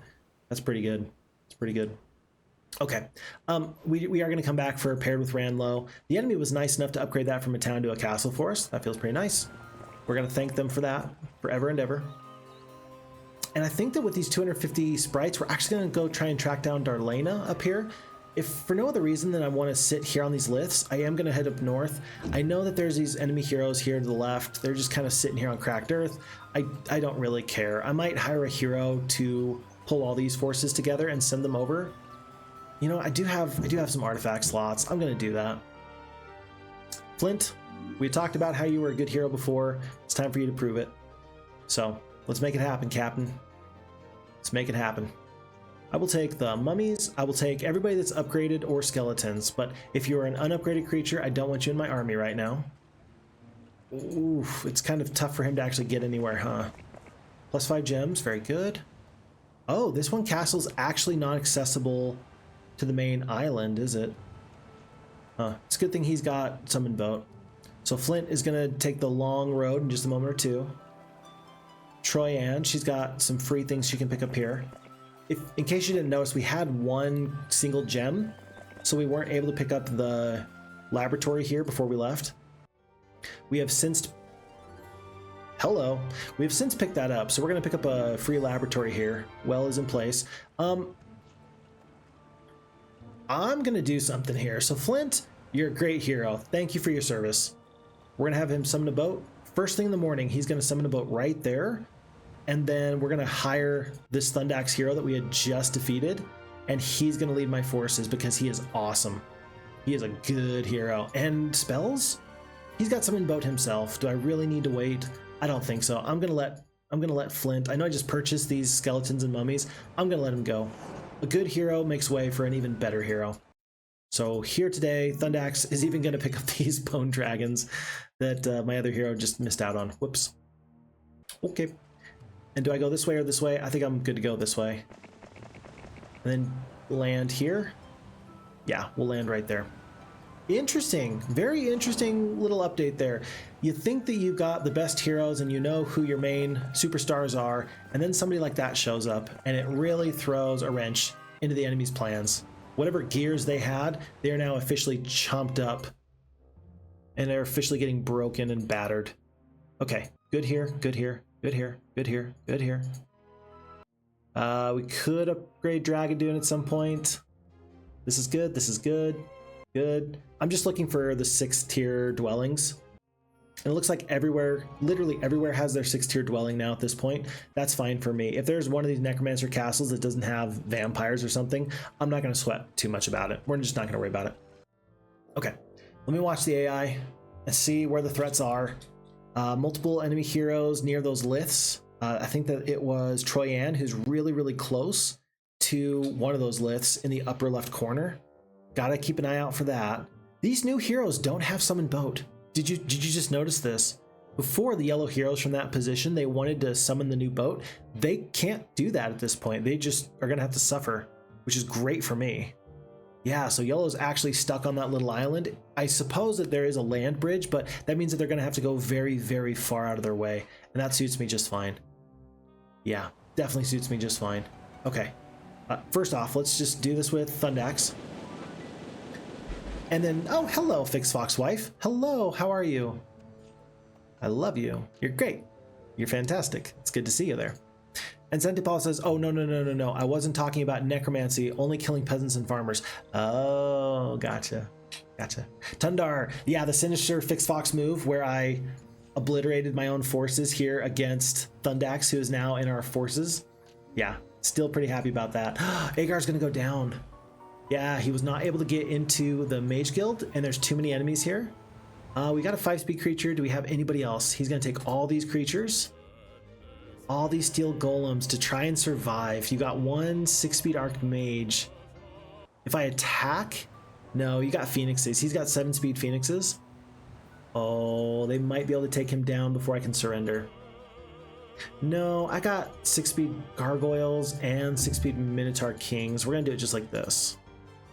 Okay, so he is gonna get the opportunity to run. He's too good of a hero to let go. Plus he's got Dimension Door, so I wish I could, hold on. I wish I could cast Haunt on the castle. Wouldn't that be sick? That would be sick if you could cast Haunt on a castle. Oh, I would love that. Like, surprise. Didn't see that coming, did you? I'd love that. Sandro the Peasant Killer, though, says anti-magic was the biggest weapon he had there, though. Yeah, and if he had cast the anti-magic onto the Dwarven stack, I think that we actually would totally lose that fight. So it didn't feel good to lose that fight or to win that fight with as many losses as we took. But yeah, the anti-magic absolutely killed me, 100%. Oh, what's this? 121 air elementals. Go forth, do good things. Obliterate my forces for me, or my enemies rather. And then using it for the stats winning contest, yeah, when it comes down to his offensive and defensive stats versus my ability to cast spells, it really came down to who could cast the better spells, I guess. But still, I didn't love that we had to struggle through that fight like we did. I would have preferred to have had a couple more spell points, and I would have preferred to have been able to not have to worry nearly so much about my enemies of just winning. Because even as a secondary hero, I still want to fight and win convincingly. I don't want to just eke out victories. It makes for very exciting playthroughs, but it does lead to gray hairs. And I don't know if you've been able to notice, whenever I upgrade my camera, I think that everybody's going to realize that Phixfox is getting a little bit gray right about here, and it's all because of stress. So as little stress as possible is what I'd prefer to do, what I would prefer to have. Okay, let's see, wagon. 2 wood. Summon boat. Good. Hey, look, even a magic well.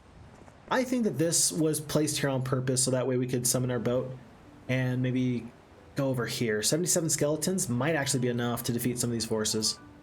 We will see. Troyan's picking up lots of sprites. Very good. How many? A swarm of skeletons? I actually might want to leave those for later. This far in, month 4, week 2, day 6, all of our enemies are actually, like neutral creatures, are actually pretty tough to deal with. So I hope that things can go well, but there's no guarantees. By the way, Troyan is close enough. I think that she might be able to hand off some boots that my main hero might be able to use. Glorious victory. 164 skeletons just for that one random little fight. Sandro, you are an animal. Should we just clear out all these low-level creatures? I think we should. You're getting 80% of all battlefield losses back as skeletons. I'm going to go on a little bit of a... I'm going to go out of my way a little bit here. Watch this. Horde of Magi. 40 skeletons. Couple of liches. 36 skeletons. Throng of Rogues.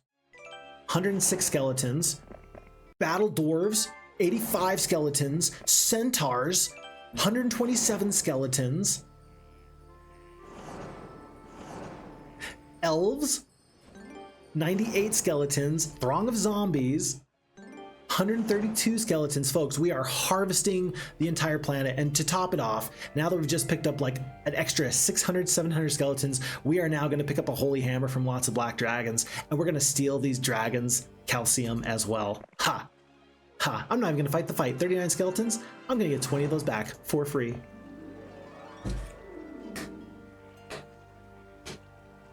I know a good moment when I see it. That was a good moment. You come upon a battle where a paladin has been mortally wounded by a group of zombies. He asks you to take his hammer and finish what he started. As you pick it up, it begins to hum, and then everything becomes a blur. The zombies lie dead, the hammer dripping in blood. You strap it to your belt. +5 to our attack skill. Very good. Very good.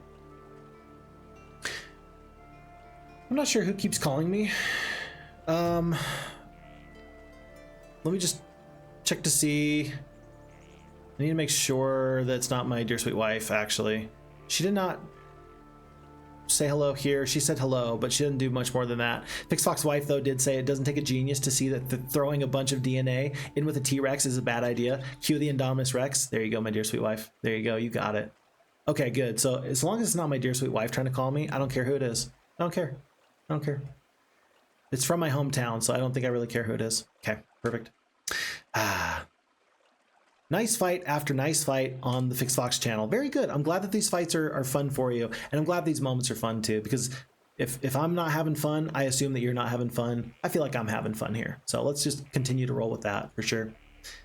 And Tundar says, food for thought, what is all-knowing and lives in the clouds? Phixfox wife says, God? Tundar says, if you thought AI, you're right. If you thought God, perhaps, but you can interact with the AI. Gotcha. Okay. Okay.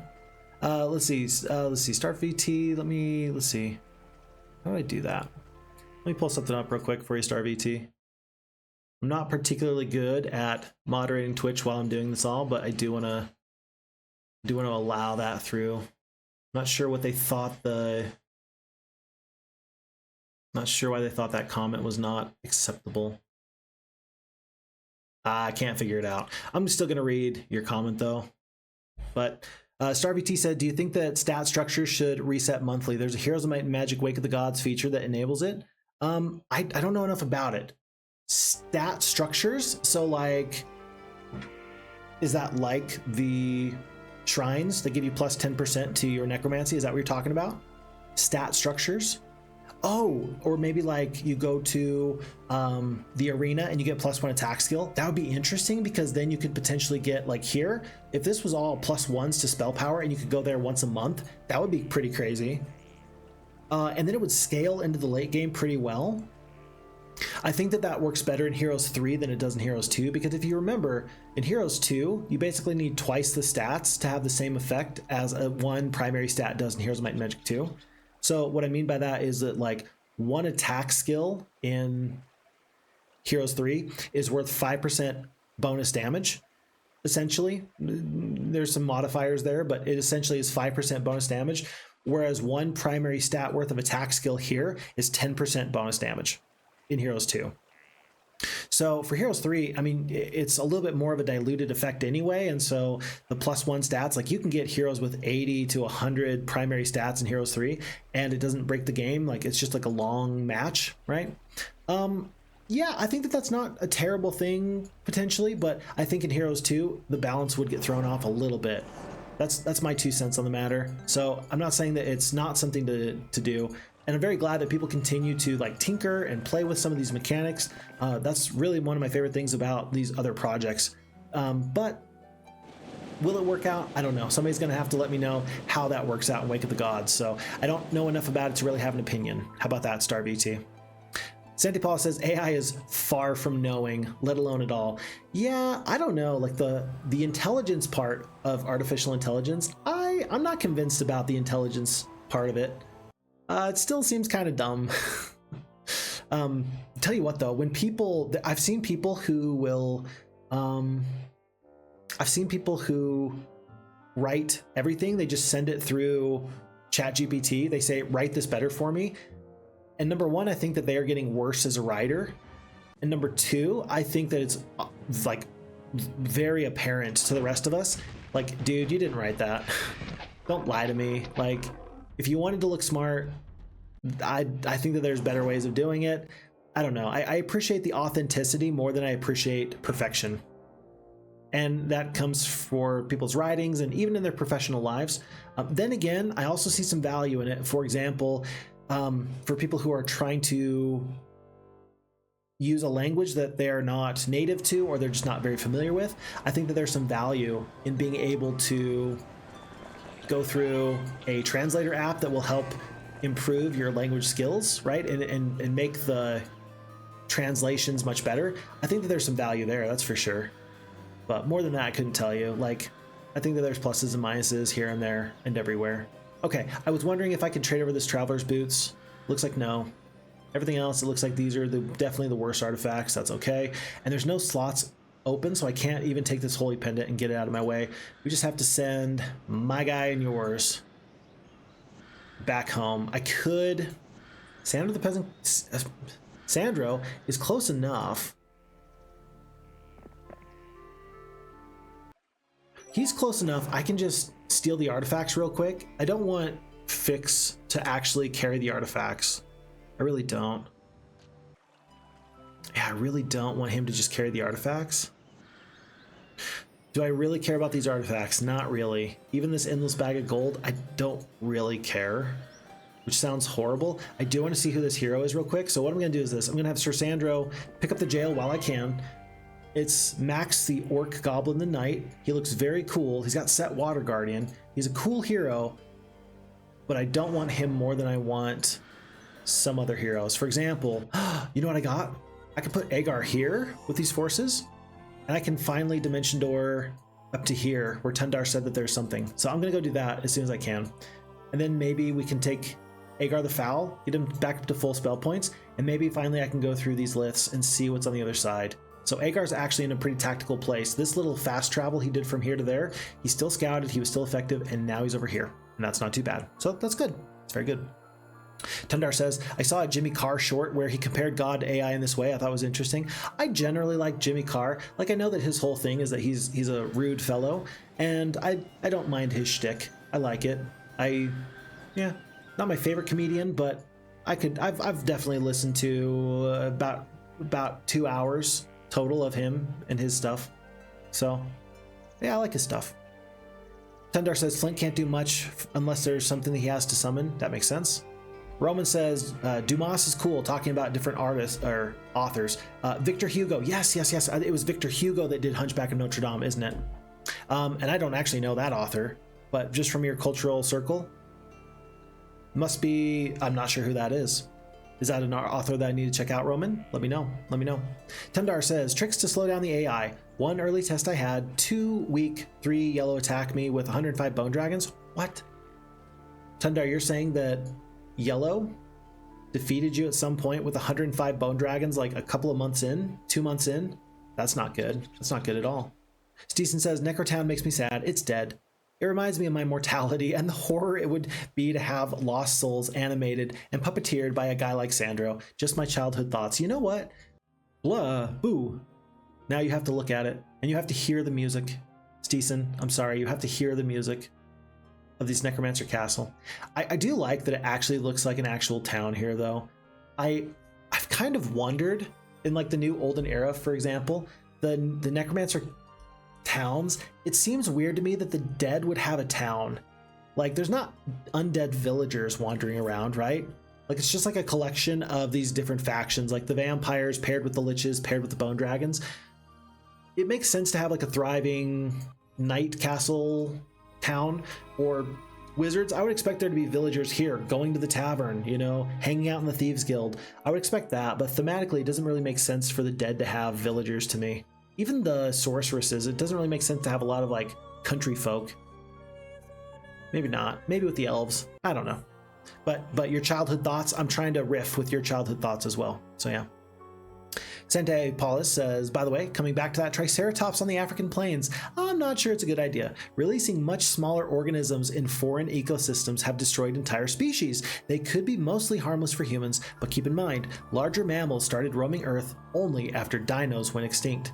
What would happen to natural fauna of these plains? I assume it could go bad. And you don't need predators to upset natural balance in ecosystems. Totally, 100%. Absolutely agree. It's one of those things where, like, there's a part of me that wants to be very practical, and then there's a part of me that also just wants dinosaurs. And I will do my very best to make sure that I am tempering my expectations. I would hope, I'm sure, I'm positive that if the government or any government was going to release these genetically modified creatures into the world, I am pretty sure that there would be a committee on the appropriate way to balance the ecosystem and all these things. And if there's not, I would say, well, why wasn't there? So yeah, I think that you would absolutely want to do it with wisdom and order. And it's funny because we're talking about this as if like, oh, it'll never happen. I don't know, it could happen. It could totally happen. At this point, it wouldn't surprise me if people come up with technology that is going to prevent or reverse aging. I think that someone has told me, they're like, oh, we're 8 years away. And then apparently shortly after that, there's been some indication that less than that, there's been concerns with, oh, how do you put it? With eyes. People have been able to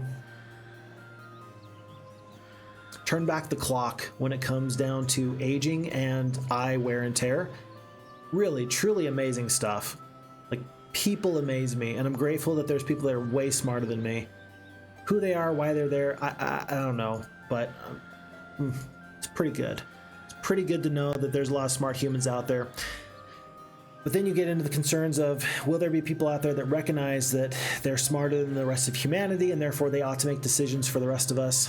I'm sure that there is a little bit of hubris that goes into it. Every single, never mind. I'm not going to go down that road of thinking that I was about to go down, but if you know that you're a smart person, it's easy for you to look at others around you as being less than you and less valuable than you.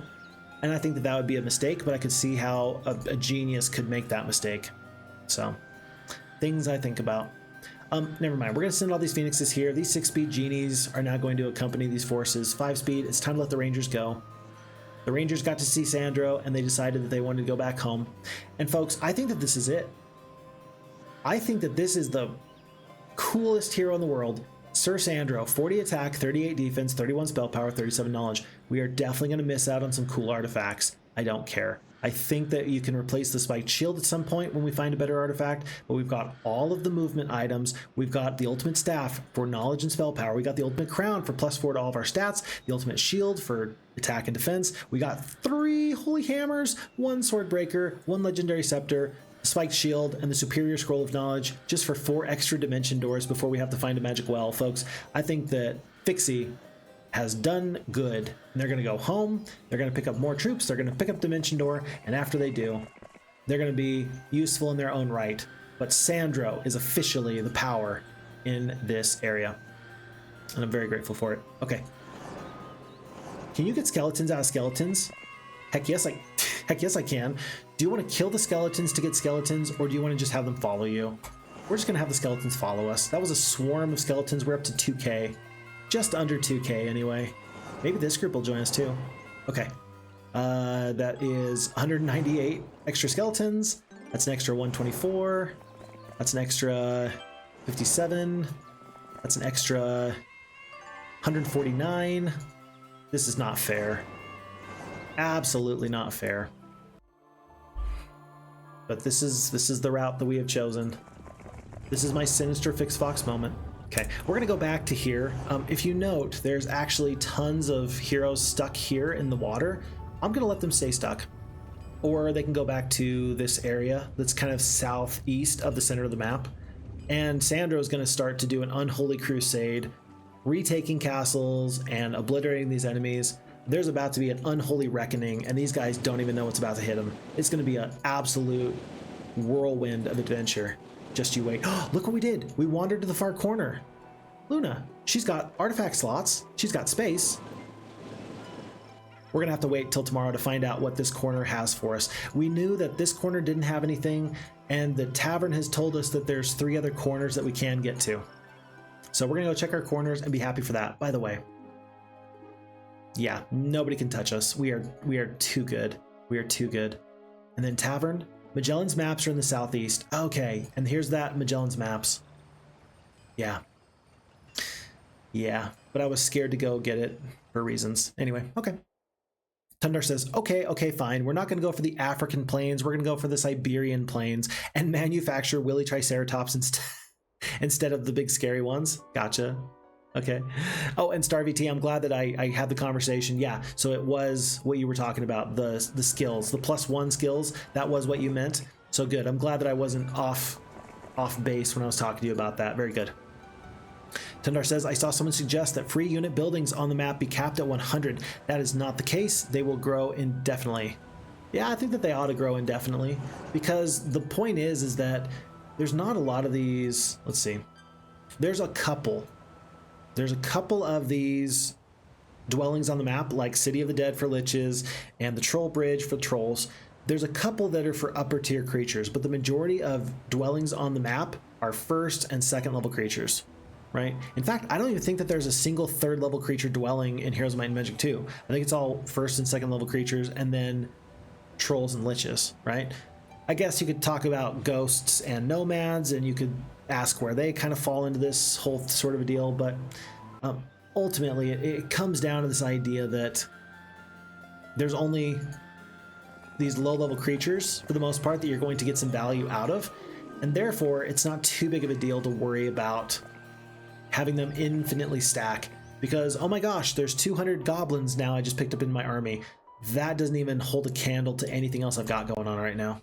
So yeah, I could see them stacking indefinitely forever and me not having a problem with it. But I could also see the argument where you say, yeah, but in these very, very long maps, maybe I don't need 300 archers at a single archer's house. That makes sense to me too. He took my gem mine. I have exactly 1 gem mine, and that horrible person took it from me. I know exactly how I feel about that, and I don't feel very kindly towards them for it. I don't. Okay, we're gonna count in just 1 second here. We're gonna count how many heroes are on our mainland. We're gonna cast the view heroes just to take a look. It's new week, week of the rabbit. All dwellings increase in population. Let's have Sandro be the one to cast this. He's got 10 dimension doors left. Where's the next magic well?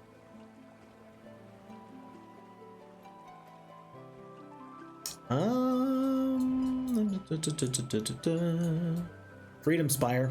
We're gonna plan on taking Freedom Spire. We're gonna not lose 9 phoenixes. Holy cow. We're gonna take Freedom Spire. We're gonna spend the night, and then the very next day we're going to wash over our enemies.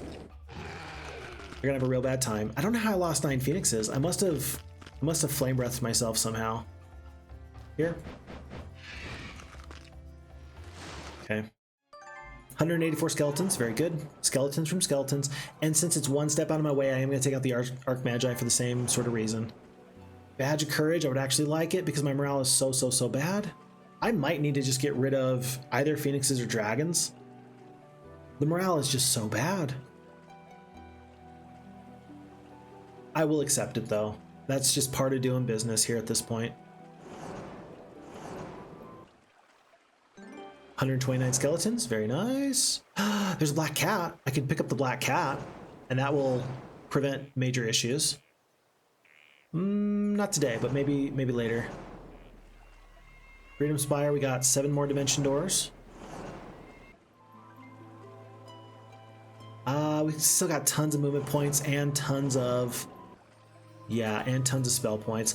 I'm gonna go take out this Luna hero. Sandro.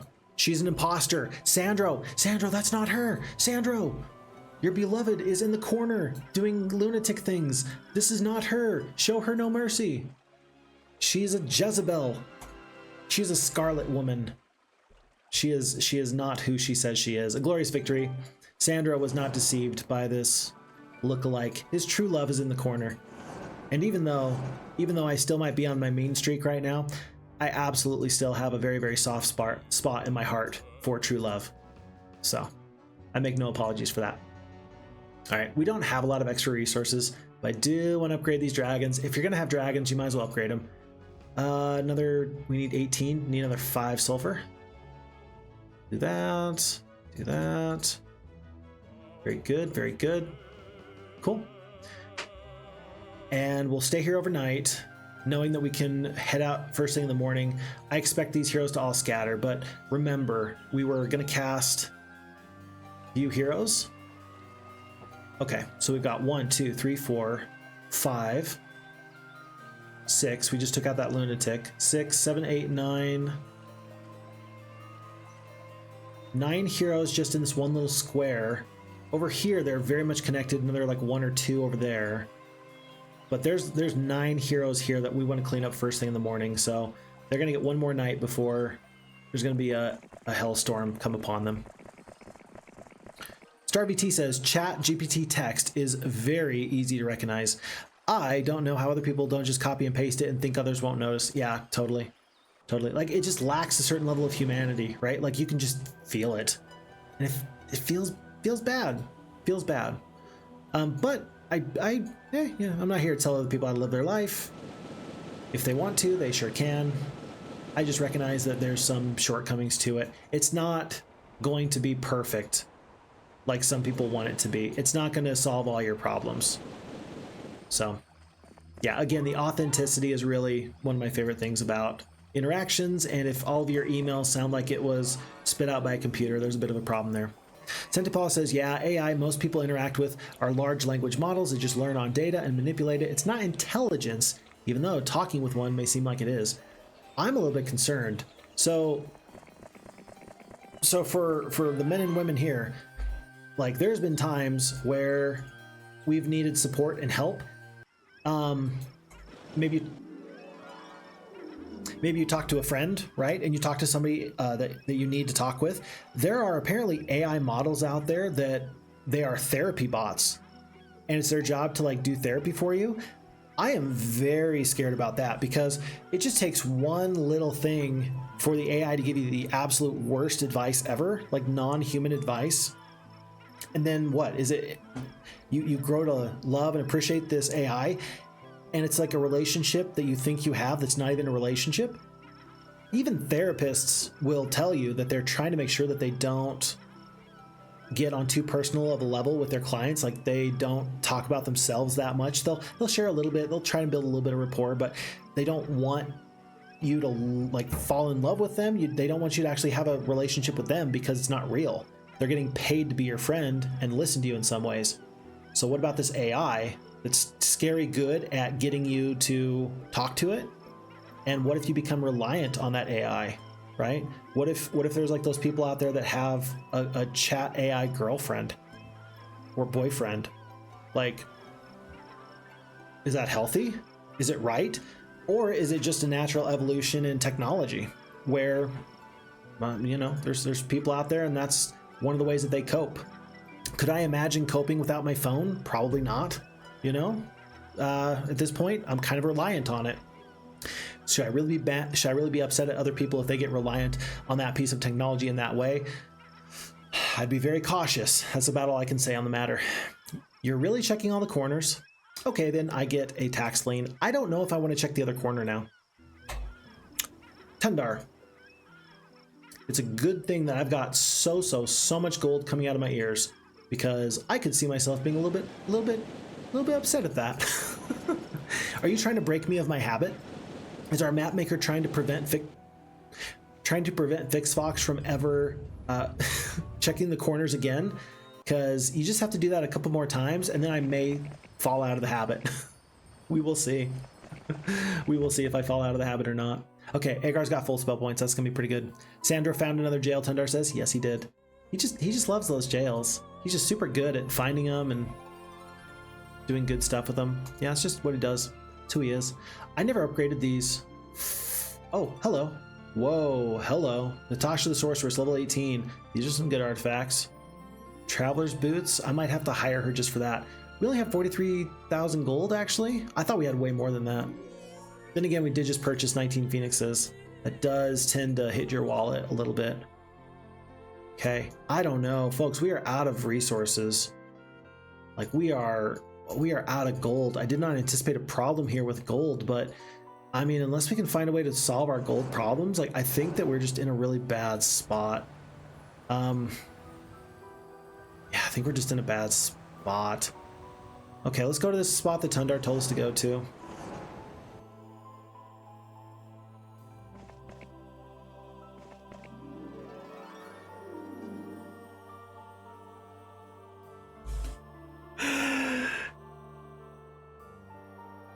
Whoa, you're an explorer, aren't you? A big game-breaking reward for you. Was I just talking about we were having problems with gold?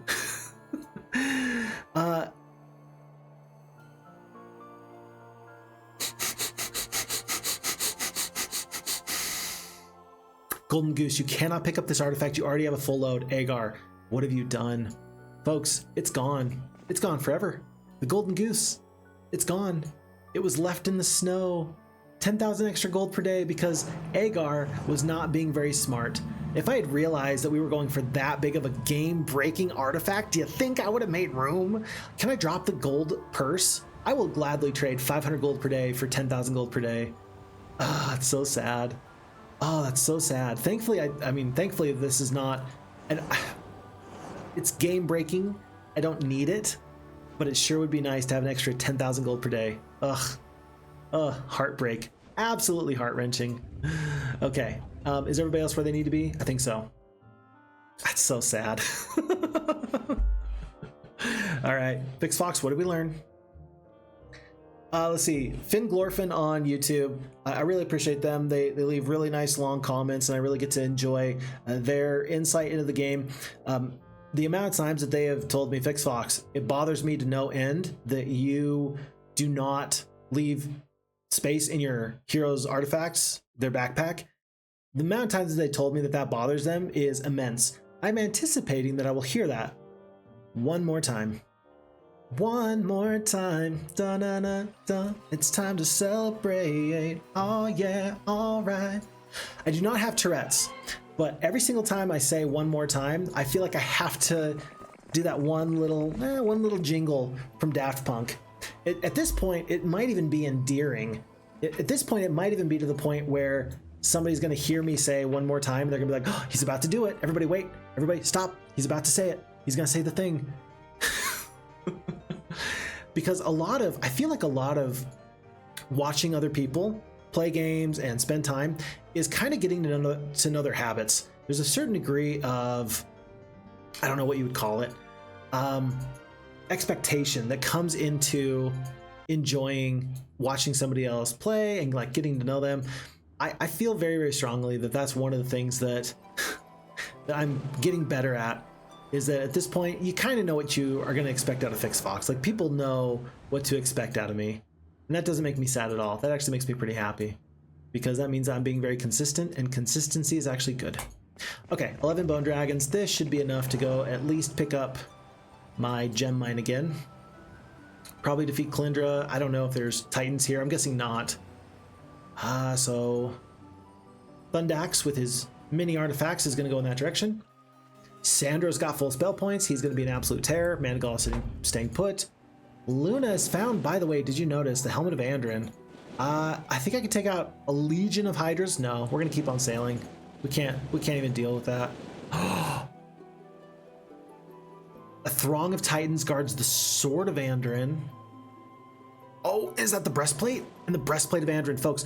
Battle Garb of Anduran is here. You just have to go through a throng of Bone Dragons, a throng of Titans, and a legion of Hydras. I think we can totally do it, but I don't think that there's even a place to land. I think that you have to, yeah, you have to like Dimension Door, maybe start here, and then you got to crawl your way through. Interesting. That is actually very worthwhile. So I'm still going to clear out this part of the map. I'm going to kill as many of these heroes as I can just because they're like gnats and they bother me. But I'm actually going to work my way up from this southern location up through here so I can take these artifacts. And therefore Luna actually has to stick around because she has to take some of these artifacts off of Sandro so that he has space to make this Battle Garb of Anduran. So she's going to stay up here. She's not going to land. She's not going to get attacked. She's just going to stay up here. And then Sandro's going to make his way up there. Interesting. Very big moment. Very cool moment. One battle garb of Anduran makes everything else go much, much better. Very cool. Tundar says, when all castles were easy to reach for yellow, and before the AI was taxed, yellow turned up with 105 bone dragons, 20 titans, 140 liches, 200 vampires in under 3 months. But yellow's land was nerfed nicely. Yes, but now, knowing that there's a battle garb out there, it is nerfed, but it's still perfect for my purposes. So I appreciate that, Tundar. Thank you very much. Steeson says, Necro towns from Heroes 5 and onwards look terrible. Green fog and stuff all over. So wow, like completely lost respect for the concept. So Steeson is not a fan of the necromancers moving forward. So on the one hand, you got a love-hate relationship with this. You don't really love this, but you like it much better than Heroes 5. It has to be sad and horrific, not cool and fantasy-like. I like that. I think that that's a good way of putting it. Yeah, I think that's a really good way of putting it. Good stuff. Tundar says, your Sandro is so strong, does he even need an army? I mean, his connective tissues that keep him together as a skeleton, they're pretty strong. I can tell you that, that's for sure. Star VT says, on reversing aging, you can biologically right now slow down your aging rate a lot, but I think eradicating diseases and improving health span has to go hand in hand with that. From an ethical and moral standpoint, you tell me, is it a good idea to, if we could, completely prevent aging and natural death? On the one hand, I don't think anybody is comfortable with the idea of their own mortality. Maybe that's not true. There are people who do a better job of it than others, right? But when it comes right down to it, our own mortality is not our favorite thing to consider and think about. Like, we don't enjoy the idea that someday we're not going to be here, because what happens after death and this, like, you know, it's a scary idea, right? But in the concept and the idea of the population never dying off, like, there has to be space made for the future generations. It's kind of like we don't own the land, we're just borrowing it from our children until it's time that we can give it to them. I think that there's a probably, it would need a Michael Crichton level of author in order to really kind of get into that discussion. But if we were able to completely prevent natural death, I think that you would find governments would find a way to say, all right, you can live a maximum of 200 years and then we're going to cash you out. Like, I think that oof, there's already people out there that say that the world is overpopulated. Imagine if people didn't already naturally die. 15 attack, 13 defense, 13 spell power, 17 knowledge, awful morale, good luck. Roxanne and the Necromancer, kind of tough, 11 titans, but I kind of want these sprites because I want to take their souls. It sounds bad, but I know what I mean. You know what I mean. We know what I mean here. So 20 titans, we're going to kill half the stack. Yeah, 4 to 6. Let's kill 4 to 6 of their titans. I'm guessing they're going to run. No, they blind the phoenixes, and 6 titans killed 13 skeletons. That's it. 13. It's not that many. For those of you keeping track at home, this was a resounding victory right here. 280 skeletons. That feels great. And Vesper. Vesper has actually been a big hero that we've had to deal with in the past. I wish I could get some artifacts off of him, but I don't think I can. 9 black dragons, though. We are washing over our forces. Our enemies cannot withstand our strength. I think I'm just going to hit haste and then hit Q to end the battle. Yeah, enemy is fled, but we still make them take some losses. Okay, not too bad, not too bad. I do want to pick up this town because if we can get the battle garb of Anduran, these little outposts are actually going to be very useful. That was an extra 250 skeletons there. This is probably going to be +1 to our knowledge. No, we've already visited that hut. Not too bad. 197 extra skeletons there. There's 2 heroes to the north. We dimension door not once, but twice. Because spell points are easier to come by than movement points. Ooh, this guy put up a little bit of a fight. Let's deal with this guy. 17 attack, 9 defense. Even these like secondary and tertiary heroes are actually not bad. They're really not bad. What's the best way of doing this? I want to kill all these goblins. 607 goblins. Those should all be my skeletons moving forward. Chain lightning would actually be pretty good here. The paladins can do a ton of damage. I think that you got to keep the phoenixes back. This is probably a bad idea, but I'm going to cast a lightning bolt just to make sure that the enemy doesn't run without giving me over lots of skeletons. Curse onto the titans, that's fine. Titans are still going to kill 30 of your trolls. black dragons. I'm just gonna have them deal with wolves. I don't care. I'll get to you when I get to you. And my 3K skeletons will definitely deal with you when I get to you. Yeah, 3K skeletons. There's an extra 300 right there. This is a slaughter. 138, I think that these losses look fine. 152 additional skeletons in return. There are lots of red dragons and some stone liths there. I'm gonna leave these guys for now. Maybe I can get them to join me later. But I think that there's a few, yeah, purple heroes up here. Oh look, they upgraded rest for us. So let's go chase these guys down. We still have 26 dimension doors remaining. There's 1, there's 2. And in just a little bit, we're going to take out them, and then we're going to go get our Battle Garb of Anduran. Lovely. Lovely. Let's see. Season says, in Heroes 2 and 3, the Necro creatures at least look real. Real enough to imagine that these guys could, in fact, be animated dead from the Middle Ages. Hua, hua, hua. Yeah, I do like the art style from Heroes 3. It's definitely different than Heroes 2, and I definitely prefer Heroes 2, but there's nothing bad with it. It's still good, right? So, yeah. I like what you're saying there. I'm picking up what you're putting down. I'm not smelling what you're stepping in, but everything else, I got you. I got you. We got Resurrect True, so this fight won't be a problem. Oh no. Ooh. This fight is a problem. This fight is definitely a problem. Ooh. Okay. Well, we can resurrect 6 Phoenixes at a time. We're only killing 1 to 3 black dragons. We can't win. This is unwinnable. Okay, so we just lost 19 Phoenixes for free. That feels great. Let's still make these dragons hurt themselves as much as possible.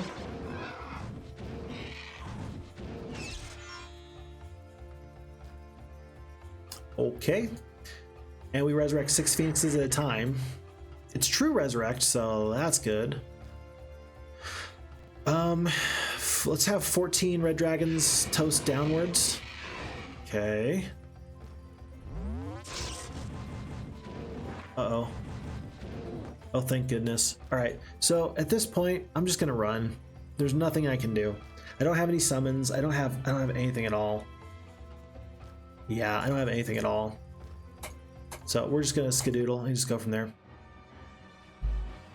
It's very sad. It's very sad. Huh. Okay, well, that just happened. Good to know. Good to know.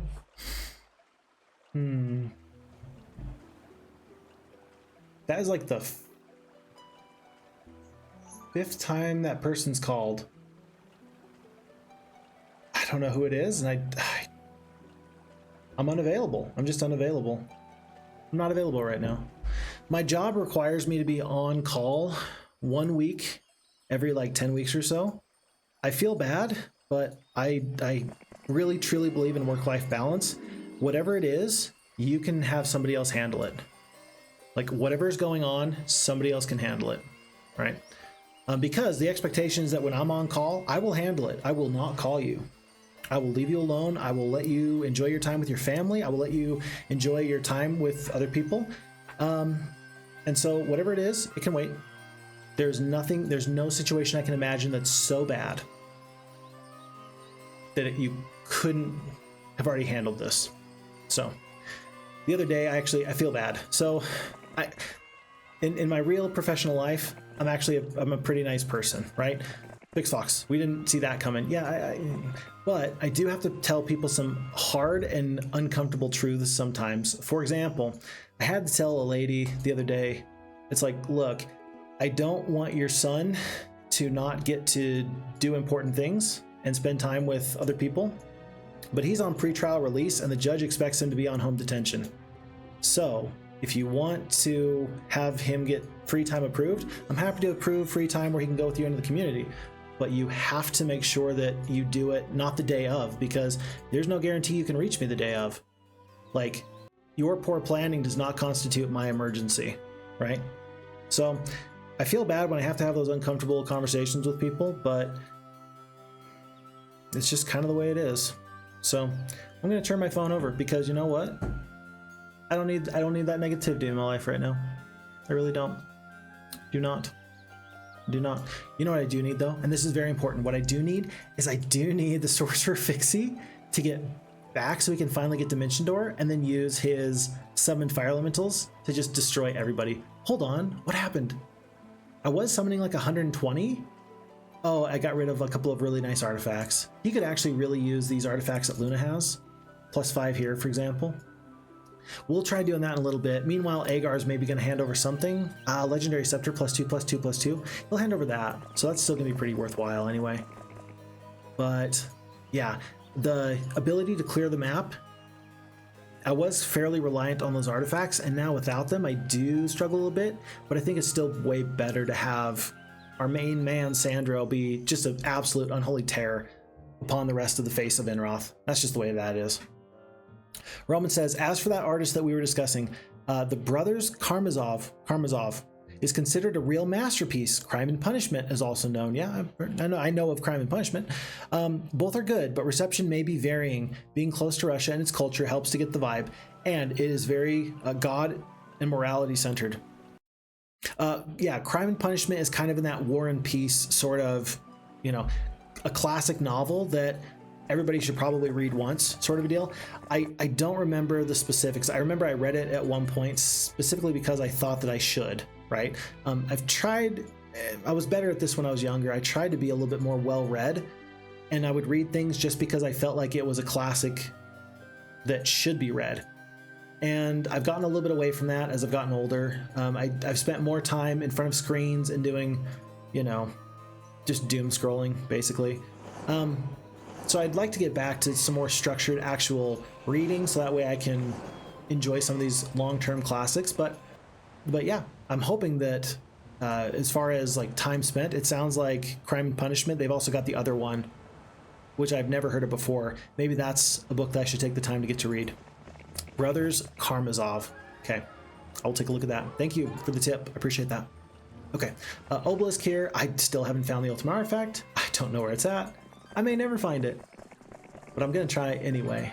All the same, I shall still try. And I committed a cardinal sin. I was not watching chat, or rather I was not watching the enemy take their turn. And so I don't actually know if there's an enemy about to steal a castle or do something very important, but thankfully there's nothing at this point that the enemy can do that can stop me. I think at this point it's just a matter of time until we get this all finished up. So here is 308 skeletons turns into, well, 368 9 skeletons from 300 or so peasants. I thought that there was somebody up here. It looks like there's not. But we should be able to Dimension Door to here. And remember, we are totally looking for advantages still. For example, if I can find like an observation tower, I definitely want to go out of my way for that. I don't know if a Horde of Green Dragons is worth my time though. I'm going to assume that this jail is probably good, but it'll still be there in a week when I try to come back. Even going out of my way for +1 attack is probably not the most worthwhile thing for me. It's not as good as having a Battle Garb of Anduran, that's for sure. So Luna, let's see. Hopefully there's like a little bit of land here and a little bit of land there and I can just jump over. Let's have Luna scout this for me so I can find out though. Let's have her go do that in a moment. And then Thundax is gonna probably end yellow. This should be the end of yellow if I can just take this castle. And then we will see how long their heroes wander before they abandon their Lord and Liege. One magic well here. Windmill here.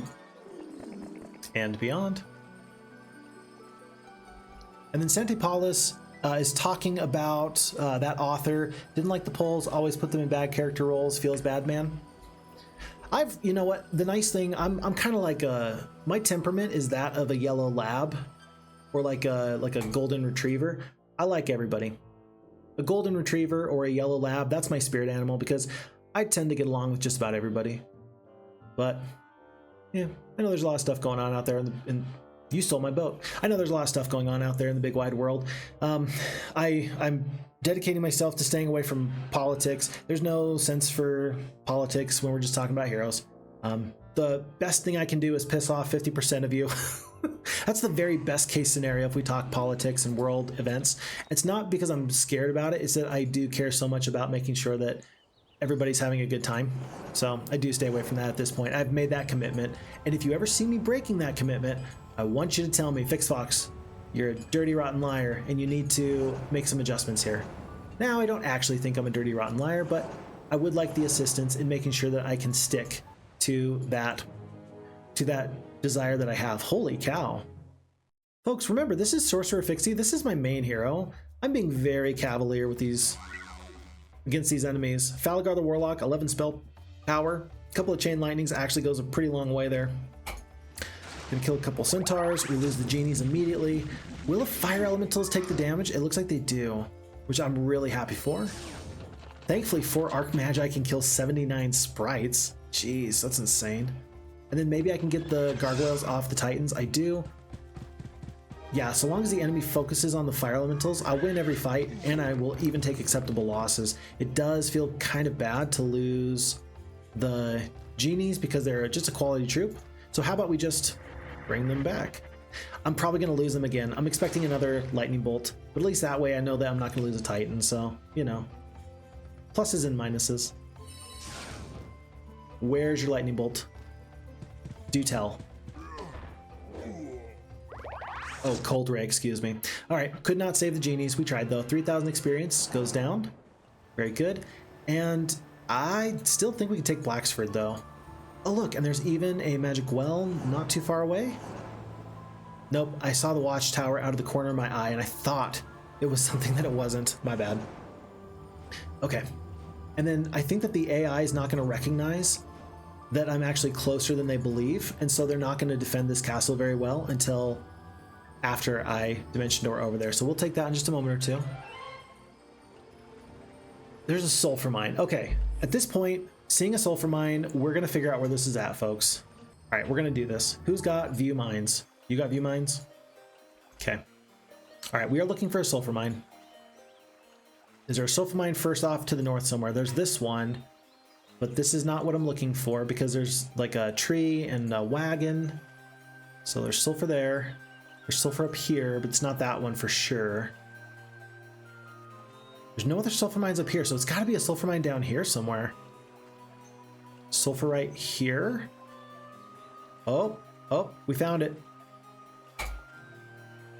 Here's your sulfur mine. Here's this little patch of snow. Little patch of snow. Demon Cave, Witch Doctor's Hut, Witch's Hut, Alchemist Tower, water, but it's not the ocean. It's just like a little whatever. And then Standing Stones. It's not an island. It's 2 separate little lakes. Gotcha. Okay, so we figured it out. We figured out where the ultimate artifact is, and we've actually seen this for a while. Right about here? Call it right about there. Is this looking correct to you? Looks correct to me. I'm gonna guess right about here. It's probably where the ultimate artifact is. So, I'm probably gonna have enough heroes. I could probably send one from Randlow. I'll send somebody over there in a little bit, but for now, we're just gonna keep track of things and we'll figure it out later. Okay. Folks, we are to the point where I do want to take a break. We're about 2 hours and 12 minutes in. So we're gonna finish off this turn, just this turn, and then I'll get caught up on chat. We'll start from a clean slate at that point, and then we will come back after a 5-minute sort of deal. So we're gonna send Troyan to the south. We're gonna send whoever this hero is.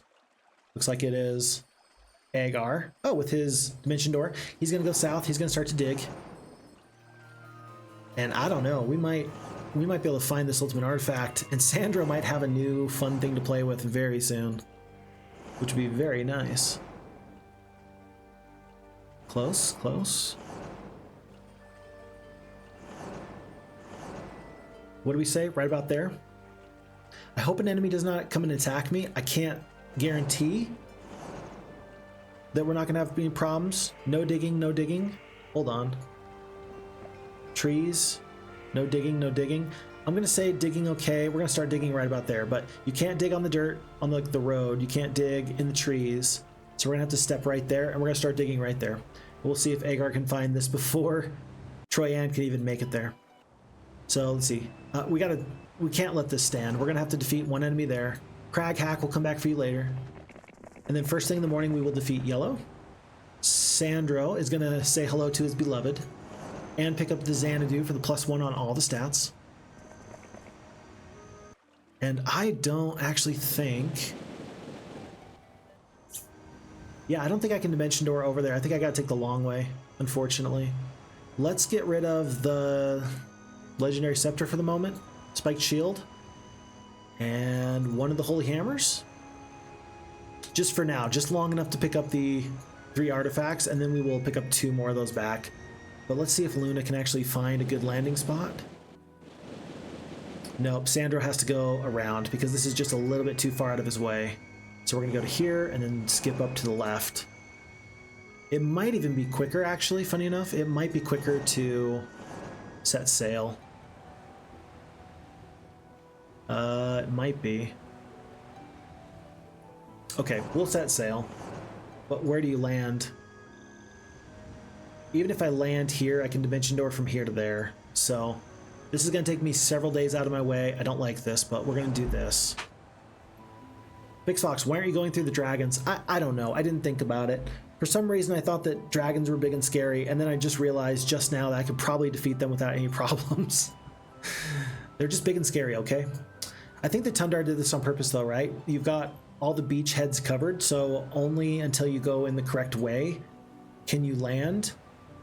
I think that that was purposeful, and I think that's a good choice. I think so. Yeah, I hope I can go from here to there. I think I can. We'll give it a try. And then Ariel is an explorer without a cause. She's got nothing fun to do. She's just kind of wandering around with a compass and 500 gold per day. And so with that, folks, I'm going to take a break. I'm going to get caught up on chat and take it from there. Steve says, I like the polls. They gave us Heroes 3 of the board game. Hey, right on. Roman says, yeah, Polish-Russian animosity is mutual. Some of the writers, they write about people's ideas. As for politics, not so much. Gotcha, gotcha. And Santipolis does reply to Steeson, yeah, and we've got the other Heroes games, the TTRPG. Good stuff, very good stuff. It sounds like Roman has played it as well, so good. I'm glad that more people are enjoying more of these Heroes of Might and Magic opportunities. Somebody said the other day that you're not a real true Heroes fan if you haven't played the board game yet. I don't think I agree with that, but still, I'm glad that there's more Heroes out there. There's no such thing as too much Heroes of Might and Magic. Roman does say, yeah, the best I can say about AI therapy is that it's probably better than nothing. It's probably better than nothing. Oh no, folks, I don't know what this is. Tundar says LOL. Star VT says oh no. Tundar says Raffle LMFAO. Aha, OMG, no way. Oh, I know what that was. That must have been from the time that we lost the golden goose like half an hour ago. I'm thinking to myself, like, what could possibly elicit such a response from chat? And the answer is, oh, of course, losing a golden goose for 10,000 gold per day. That would absolutely elicit the oh no from Star VT, the LOL, and the Raffle LMAFO from Tundar. My bad, my bad. Sandy Paula says there have been quite numerous cases of chatbots telling people to kill themselves. Yeah, that's kind of what I'm talking about. That's a bit of a problem. And hurting other people, telling them to not take their medications, giving them psychotic episodes after weeks of interacting, making previously normal people think that they are messiahs, prophets, and oracles, and alienating them from their families. Companies need to address that AI is often dangerously trying to not disagree with the user and spiral their delusions even further. That's such a good point. Yeah, because a person will have some level of ethics. A robot does not have ethics. AI does not have ethics. And so there are messed up people out there that will still do unethical things. Absolutely. But you must admit that a robot has zero ethics whatsoever, and you cannot even program them in necessarily. And so there's some major issues that you have to address somehow. Vami's in the chat. Hello, Vami. Nice to have you there. Hello, Fix. Hello, Vami. Hope you're doing well. It's very good to have you there. And Arctic Melody's in the chat as well. Arctic Melody, this was a long time ago, but I am happy to catch up with you. Hello. Did you get the ultimate artifact? Not yet. We will get it as soon as we possibly can, because you know where it's at if not. Oh, so we just kind of went through this little process here where I eventually figured it out, but you, I should have asked you. I should have gone for this little shortcut and been touching base with you. My bad. I will try to, hopefully we are right about on top of it. Hopefully we'll find it very, very soon.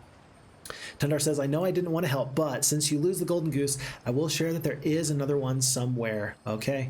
All right. Our map maker has told us that we need not fear. We can find another ultimate artifact somewhere else down the road. Very, very good.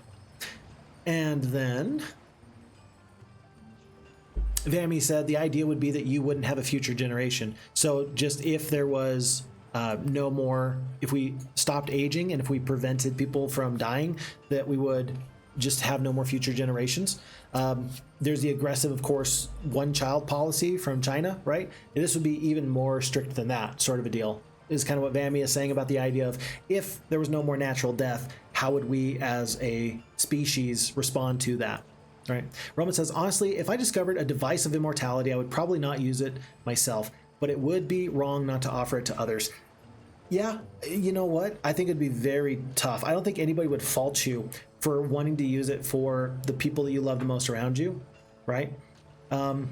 Yeah, I think that no one could fault you for having that desire to keep the people that mean the very, very most to you. And maybe part of the human condition is learning how to let go. I'm not going to get philosophical here on that, but I understand the idea of saying it would be wrong not to offer it to others. What is good? What is right? What is wrong? Tough to say in this hypothetical. This is a very out there hypothetical, but technology is getting pretty good. We'll see how it goes. Tundar says, the Hydra fight trauma from Spritely Demon inspired me to have them have one of the Anduran artifacts as the defenders. So this Legion of Hydras is from Spritely's Demon. Yes, I remember that Legion of Hydras. I think that it was, who was it? It was Liquid Yeti. Liquid Yeti had some crazy good fights there, because I think that he let his stacks grow very, very big, if I recall. And so we had different ways of dealing with the Hydras, because I had a little bit of a different situation than him, but this fight was inspired by Spritely's Demon. Very good, very good. And Steeson says, there's apparently a 30th anniversary Heroes 3 tournament coming up. You're going to join up, Lord Fix? I haven't even heard about that. I don't know the details. Send me the details. I'll take a look at it. I'm definitely happy to lose to a skill far greater than my own in such a tournament. Santipala says, it's distantly related Prince calling. He wants to make you rich.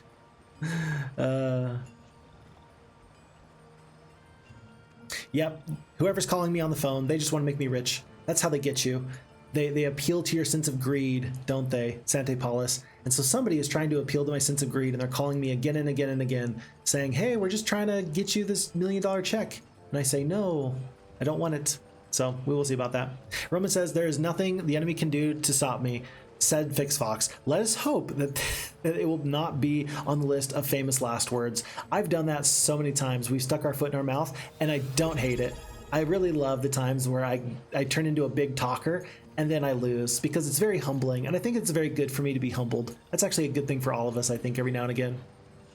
Star VT says, I wonder at what point in modern America it became taboo to talk about your politics, to the point where people feel alienated when you do tell them your beliefs. I don't mind telling people my beliefs, but I also don't want to make other people feel uncomfortable, and my worry is that, like, I do feel strongly about certain things, and I don't want necessarily to hurt other people's feelings. I think that somewhere around the time that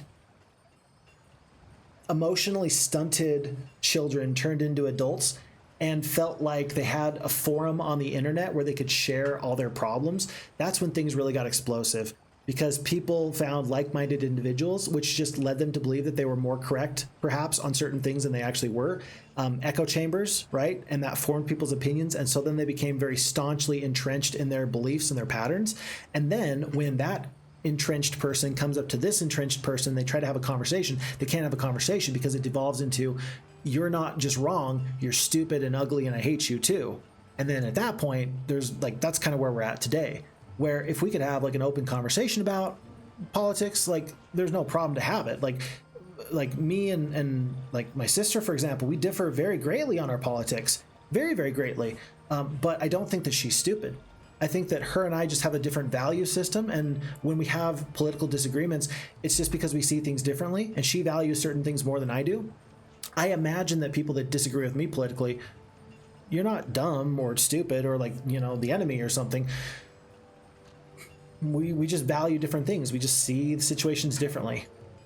That's not bad. But how do you know before you engage in conversation with somebody what type of person they are? That's kind of my issue. It gets a little bit tough there. Bad Phixfox. Don't talk about politics. My bad. Sorry, my bad. I just said that I wouldn't. I'm so sorry. Let's see. Roman just resubscribed with Prime. Thank you so much, Roman. I appreciate that very, very much. Thank you for the subscription. My next big purchase is hopefully to upgrade my camera. Somebody said on the most recent Olden Era video I did, they're like, why is the video in 1080p but the camera is in 360p? And I was like, aw. So now I'm self-conscious about my camera. We'll make an upgrade. So thank you very much. I appreciate the support, Roman. I appreciate your help very, very much. And then Tundar says, did you forget the orange has a hero with lots of black dragons? LOL. And you're 2 to 1 behind? Ooh, we will see. We will see. I still think I got this, but we'll see how this goes. Star VT, genies are so OP in this game. I agree. 6-speed creatures. They can half the stack 10% of the time. Very, very good. Can't go wrong with that. Arctic Melody, left side of the Warlock Castle, south of the pyramid. Left of the Warlock Castle, south of the pyramid. Pyramid, south? Ah, you knew it. You were correct. So it's probably right about here then. I think this is too far north, but you're saying it's right about here? Okay, we will see how that goes. Thank you, Arctic Melody. I know it's in this area, so you might save us a little bit of digging time by telling us about that. Thank you. And then Roman says, well, I like things separated. Streams about politics are not about chess. Streams about chess are not about politics. Heroes 2 is Heroes 2, but as for alienating half the viewers, I have good friends from the far left and the far right, love them dearly. Sometimes the hardest part is calming them down when they meet. Sure, absolutely. Yeah, and I'd like to think that we're all friends here, united by a very common goal, enjoying some high quality gaming. By the way, do you love that I'm spending 15 minutes caught up on chat before we actually finish and go on a break? I am that far behind on chat. I am so hard. Hydrate time, Tundar says. Absolutely, it's definitely gonna be time to hydrate. And then Vammy says, I have a lot of respect for whoever is playing the Heroes 3 board game. I tried, and it clearly takes a lot of patience. One of the bonuses about playing on a computer, of course, is that the computer keeps track of stats for you and it does all the calculations. The board game, I imagine it's your job as the player to keep track of everything for you. It's kind of the reason why if you play Clue on the computer, of course, you know, Mr. Plum killed Mrs. White with the wrench in the library. That game is not nearly so fun if you play it on a computer, because if the computer keeps track of everything for you, there's no errors that you can make. And the errors are actually what makes the game fun, where you're like, I think it was this, but if the computer keeps track for you, you lose something there. So funny how that works out. Steeson's clocking out. Bro, Lady Sylvia is getting to sail for Dreamland. I will join her on her cruise. Have a good game. If you lose, then you just gotta get good. Thank you, Steeson. Thank you so much. Have a great time with your family. I'm sure that they love you very much, and I'm sure that there's nothing that will ever replace the good time that we can spend with our kids as they are drifting off to sleep. So, folks, with that being said, thank you for sticking it out with me. We are going to now go on our break. I'm going to set the alarm for 5 minutes, and when we come back, we are going to finish off the final bit of this playthrough. At least that is my plan. We will see if that comes to fruition. So, everybody hydrate, get a snack. You sure better believe I will, and I'll see you back here in just a little bit. Thanks.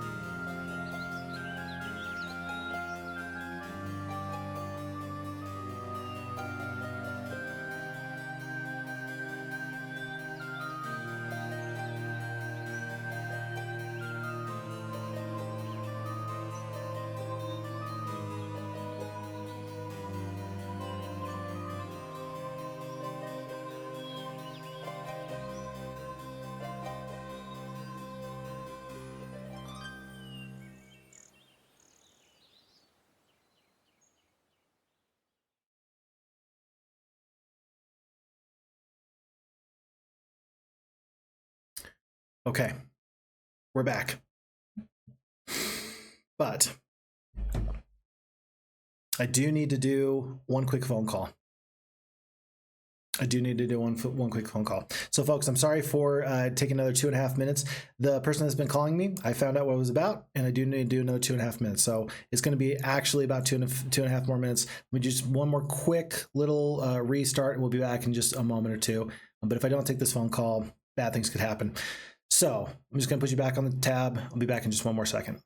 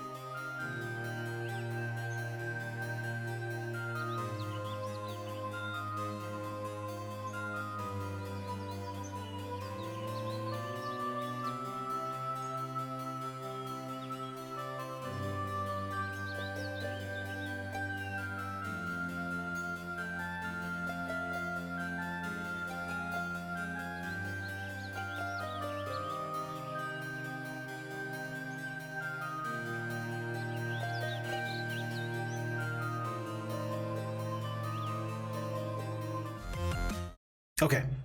All right, I'm actually back this time. Thankfully the phone call is a little bit quicker. I feel so bad. There's a gentleman I work with who is an absolute sweetheart. He is the nicest guy in the world, and he's the kind of person that you could tell that back in the day he was the man. Like, he was kind of rough and tumble. He could totally take you in his hands and just tear you apart. Like, he was the kind of guy that was, burly and beefy, and now he's just a sweet old man, right? And he handles a lot of some very technical things for us in my line of work. And he's not great with technology himself, but he's getting so much better, and he's great at what he does, and he's so well liked, right? And there was an issue where he got a message from me that was from earlier this week where I was asking him for help with something, and he's been trying to get a hold of me this entire time. And I feel so bad because I was like mad that somebody was trying to get into my way, but now that I realize it was him, I'm like, oh no, I'm so sorry. I would do anything for this guy in a heartbeat. And so now I mentioned earlier that it's good when I get humbled. I was mentioning over here somewhere, I was like, it's good when Phixfox gets humbled. It doesn't feel good when you get really humbled, and I feel sheepish for not giving, for not being as polite as I could have in this situation. So I will try to improve. But man, when there's good people out there, nice people, you definitely want to treat them well, because I don't want the world to drag down some of the good ones, right? I hope that I can be one of the good ones someday. And yeah, just hope that this guy is doing great, and I had to just take care of him. So thank you for your patience. We are now back. Okay, so we were able to defeat this final yellow castle, but I think that there's this one final yellow crag hack hero. I don't think that Thundax is going to have any problem with that. Agar the Foul has dug and failed, and it's kind of bad. Sandro's going to land, and we will see. I mean, a horde of genies. Could you imagine if I lose 2,000 skeletons to a horde of genies? That'd be pretty bad. I will stop in at Weddington since it's right here. I'll just go and grab that real quick. I might even want to go defeat Kastore, since Sorcerer Phixxy's all the way up here. I mean, I can just have them say hello real quick. Tell you what, we are going to take this Warlock Castle here for sure. Right here. And then we're going to, hold on. Dragons? No dragons. And then we're going to take this castle over here. Vesper. Yeah, Vesper is not a bad hero, but he's not as good as Phixxy is, even though I'm lacking some spell points at the moment. And so then we will soldier on from there. Glorious victory, but the losses are bad because of spells. And then, yeah, before I go get the Battle Garb of Anduran, we should be in a good enough position that we can kind of roll the game from there. I'm going to cast the Air Elemental because I hope that the Air Elementals are going to take the damage, not my real troops that are alive. Unless I let the enemy do that. Okay. Notice that the elementals didn't take any damage from Meteor Shower because they were immune to that. So it's kind of funny. The AI was like, I'm not going to be distracted. I know what your game is, you rogue. To which I say, yes, you know what my game is, but could you just focus on the air elementals and leave the rest of my troops alone? That'd be really neat if you could do that. Thanks. Okay. So, since we didn't get the dig correct the first time, Troyan's going to head south and see if she can help Agar. Luna the Lunatic is ready to support and hand over the best artifacts after we get on over here in just a moment or two. And I think that takes us to the end of this day. Phixxy is safe. The rest of my heroes are safe. We did lose one of these towns a moment ago. I can't help it. I can't stop it. But yeah, we lost Freedom Spire. I can't stop it. And so it doesn't hurt my feelings too bad to just say, okay, end turn and see where the enemies go from there. Okay. Santepalis, are you rich? No, I'm not. I'm not rich. I wasn't rich before, and I'm definitely not rich after that phone call. But hopefully I can be rich in spirit, which I think is that's worthwhile. That's worth something. Absolutely. Hopefully I can get better with that. Okay, Santepalis, by the way, before the break says, that's why board games are usually so much less complicated. We were talking about, I was mentioning how Clue, for example, the joy in playing Clue is actually in part because you don't always correctly mark down things, and so then you might lose because of an accident that you make, and that's why board games are less complicated. That makes sense. Yeah, I'm definitely for that, and I think that that's accurate as well. I do. I don't think I'm going to catch up to this hero. Unless, no, we don't have, Thundax does not have the wisdom to cast Dimension Door. So they're just going to go up the coast here. Maybe the enemy will see this and sail and try to land to retake a castle. I think I've got enough defenders that if they land, we're just going to have somebody reach out and grab them in a moment or two. I'm really struggling with this decision. Do you fight the genies or not? I think no. I think that we just defeat Kastore and then carry on our way from there. We've only got about 120 spell points left. Lots of black dragons, a pack of phoenixes. I don't care. 40 black dragons! Ah!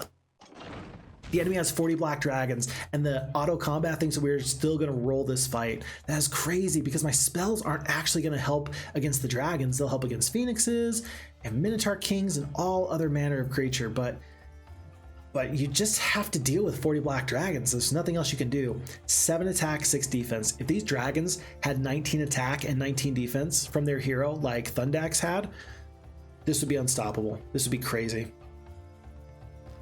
Oh well.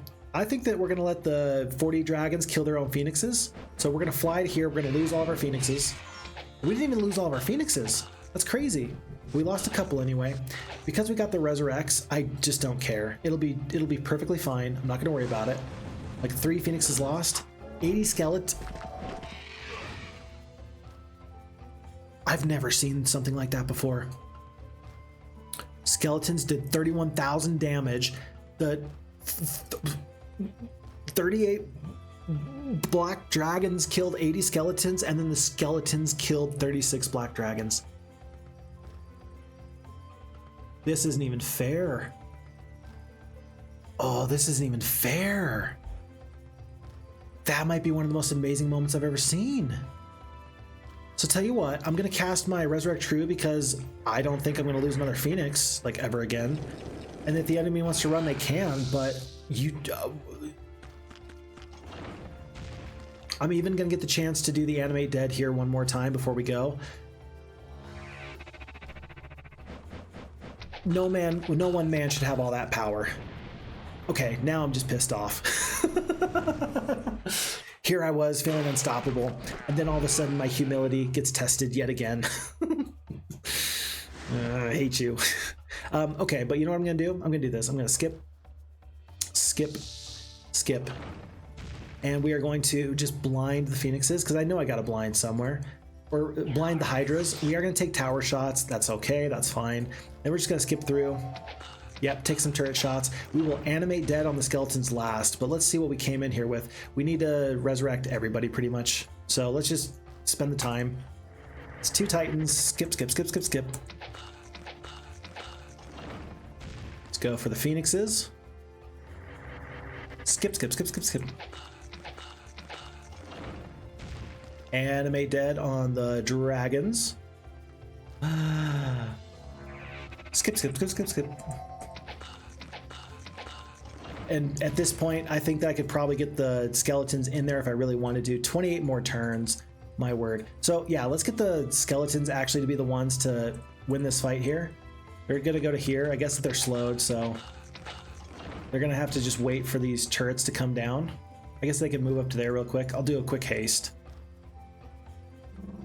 And then we will animate dead before all is said and done. Okay, here. And one more time, we're gonna see the power of these skeletons in action, unstoppable. Animate dead, 219 skeletons return, and they will kill 36 of these blinded hydras. Easy peasy lemon squeezy. So 20,000 experience, the enemy does not get to run, and we killed 40 black dragons, 11 phoenixes. We are too strong, we are too powerful, we are just too hot to handle. 153 skeletons for our trouble. Note that we actually do need to get rid of these 3 artifacts though. I do need to get rid of these 3 artifacts because I need those for battle garb slots. So let's actually send Phixxy over to get those because he can make great use of the spell power. We were just lamenting the fact that we don't have as much spell power as we want for our resurrect, or rather our ability to get fire elementals. Let's go here. We'll take 1 step out of our way. Whoa. I guess we've only got 2 more dimension doors. I'm still gonna let Phixxy handle this though. We'll do a quick swap. Here and here and here. Cool, because I think Phixxy's got this no problem. Wouldn't it be great if we lost the game right here? Let's not. Okay, let's see. Tundar says, I feel so lucky.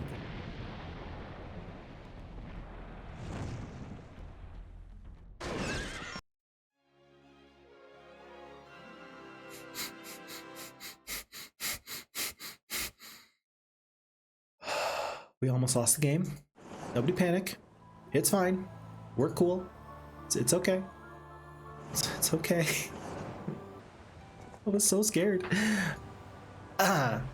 As Tundar was saying, I feel so lucky. I asked Phixfox if I could make a map with him as the main character. I was even nervous, so named the hero loosely Phixxy instead of Phixfox, but it turned, oh, to be so truly empowering of an experience for me. Thanks everyone for all the positive responses to my maps, and Fox for the streams. I just feel obliged to really thank you and everyone for how wonderfully you've made me feel about a game I enjoyed 25 years ago as a kid. I appreciate you all, and I feel very lucky.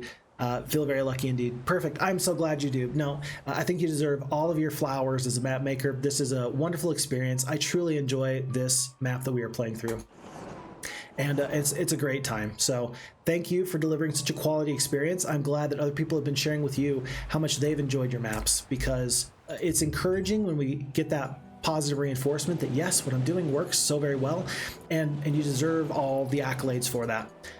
If I can, real briefly, I'll tell you, I had a moment the other day, and I hope I'm not fangirling too hard.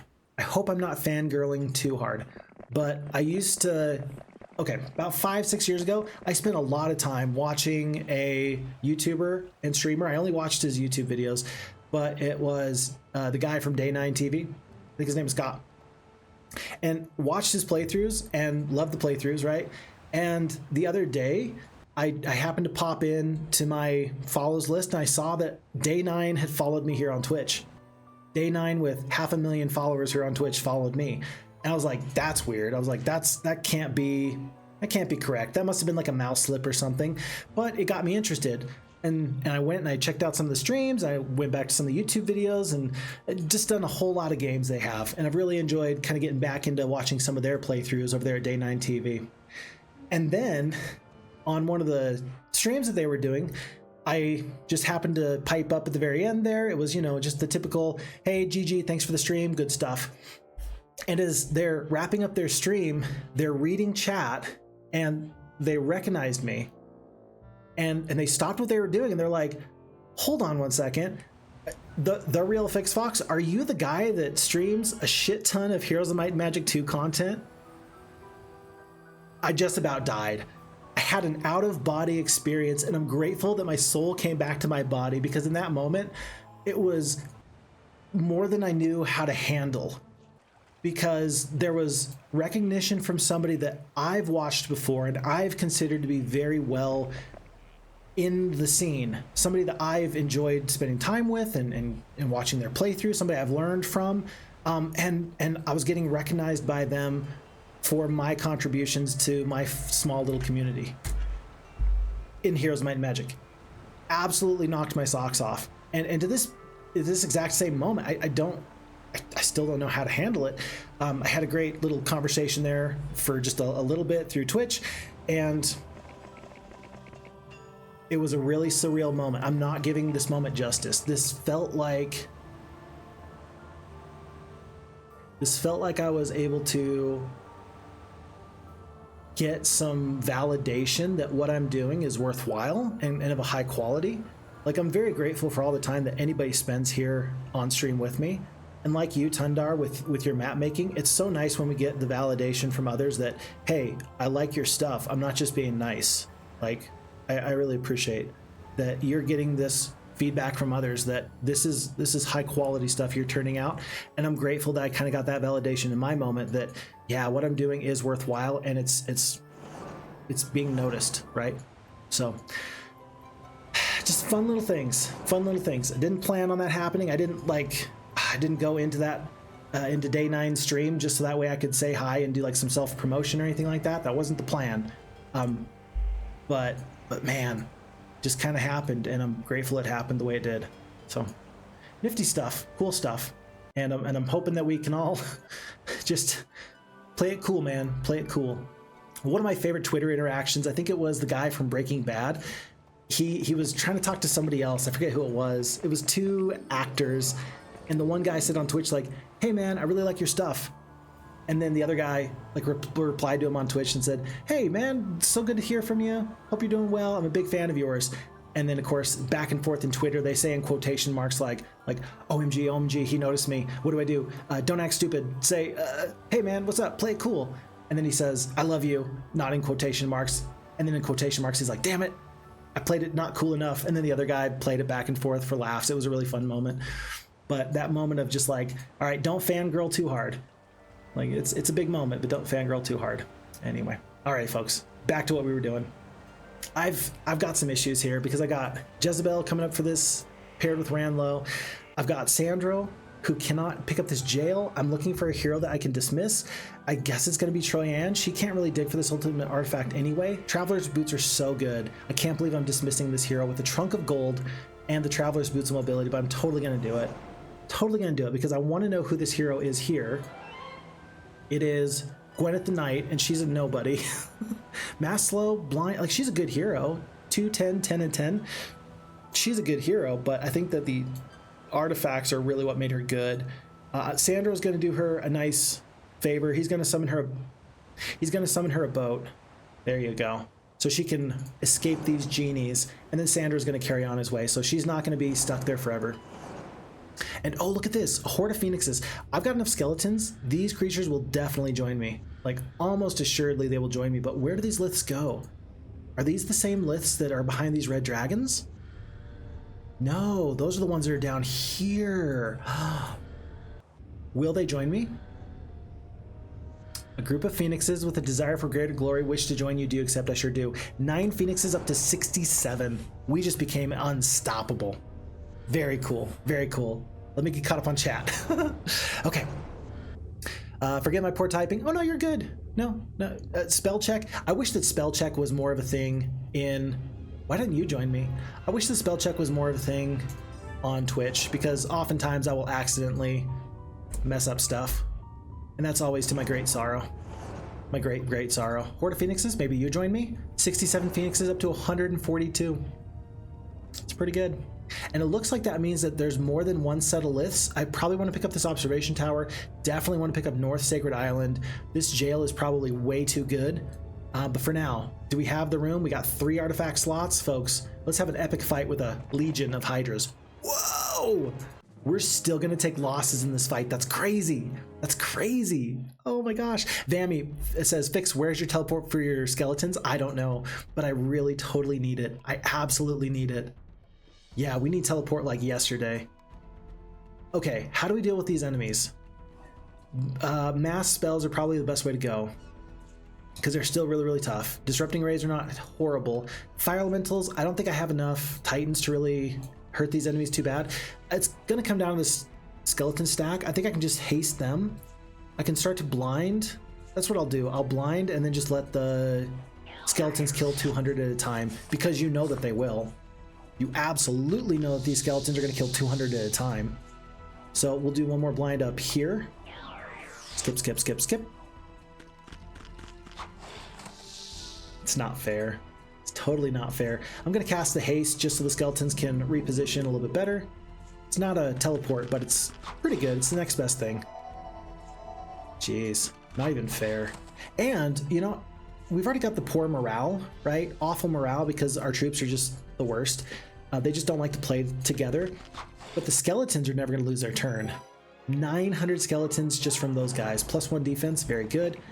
You spy a gleaming object poking out of the ground. You send a member of your party over to investigate. He comes back with a golden helmet in his hands. You realize that it must be a helmet of the legendary Anduran, the only man who is known to wear solid gold armor. Very good. And I think we want to pick up the Xanadu. Tell you what, we're going to do 1 dimension door to here, and I simply must read the sign. It says, Sacred Island. Definitely, I agree with that. Will the Bone Dragons join us? We got some gold, maybe they will. Glorious victory. That's okay, we will accept these, but we will make this work. Santipala says, by the way, I would like to see randomly generated maps. I agree. I agree. Something that you can add to the replayability on, I think would be absolutely stunning. So we are of the same opinion on that, very much so. Like terrain should make sense, but objects could be sometimes crazy, like getting 10 halfling holes in such a small area. Such maps would be wildly disbalanced, but also more interesting. I agree. I think that that is a good way of putting it, and I like the idea. I would like to see the FHeroes2 team do that at some point. I think that they've already got an idea of doing that, but I do also believe that they've got other plans at the moment. Just things like the, what do you call it? Like the campaign. They're still focusing primarily on the campaign, and I think that that's definitely where their money ought to be put. Their time and their efforts, for sure. We do lose 1 black dragon, by the way. Very, very sad. Wasn't really necessary, but we totally lost him. Yeah. Random map generation is probably the thing that made Heroes of Might and Magic 3 have infinite replayability. I think you could argue that there's less long-term Heroes of Might and Magic 2 players as there are Heroes 3 players, simply because Heroes 3 does have a random generated map editor. And so you can have maps that are brand new every single time, and that does make it infinitely replayable. Heroes 2, you've got what? A map making community. They'll make so many of these wonderful maps, but you don't necessarily have something that you can have it infinite. Like, there is an end. Eventually you will have played every map that comes with the base game files, and eventually we will play every map that comes from all these great map editors. So, you know, I think that there's an argument there that might be the next logical step in making it so FHeroes2 becomes the undisputed best Heroes game in the series. I'm not dissing Heroes 3. I'm not saying Heroes 5 isn't amazing. I'm not saying that your favorite game in the series isn't awesome, because they are. But I'm just saying that might be one of the things that logically keeps that from being the very best. This looks interesting to me, these reefs. I almost wonder, kind of like here, these 2 trees, we were told to go to right here. This actually feels like I should go right here. That looks interesting to me. We're gonna go do that. We're gonna lose, paired with Ranlow, we're gonna lose a couple of other things. But then we're gonna take our battle garb. Sandro's gonna have perfect morale despite the worst forces. As soon as we get the battle garb of Anduran, our biggest weakness is not going to be a problem anymore. That's crazy good. I didn't even realize how good that was until just now. Very nice. Very nice. Agar's going to run. He's got Dimension Door. He's too good. He's going to cast 250 points of damage there before he does, but... yeah, I didn't even realize how good the Battle Garb of Anduran was until just now. My word. Okay. Lots of heroes to the south of our main starting area. Yeah, lots of heroes in that area. Oh, I forgot about the 1 yellow player. I completely forgot about the 1 yellow player. They almost took a free castle. The fact that they didn't is actually bad. I think that the AI obviously should have taken that, and they just didn't. But let's hire Agar up here. He's going to be a little bit out of position, I know, but... oof. That feels pretty good.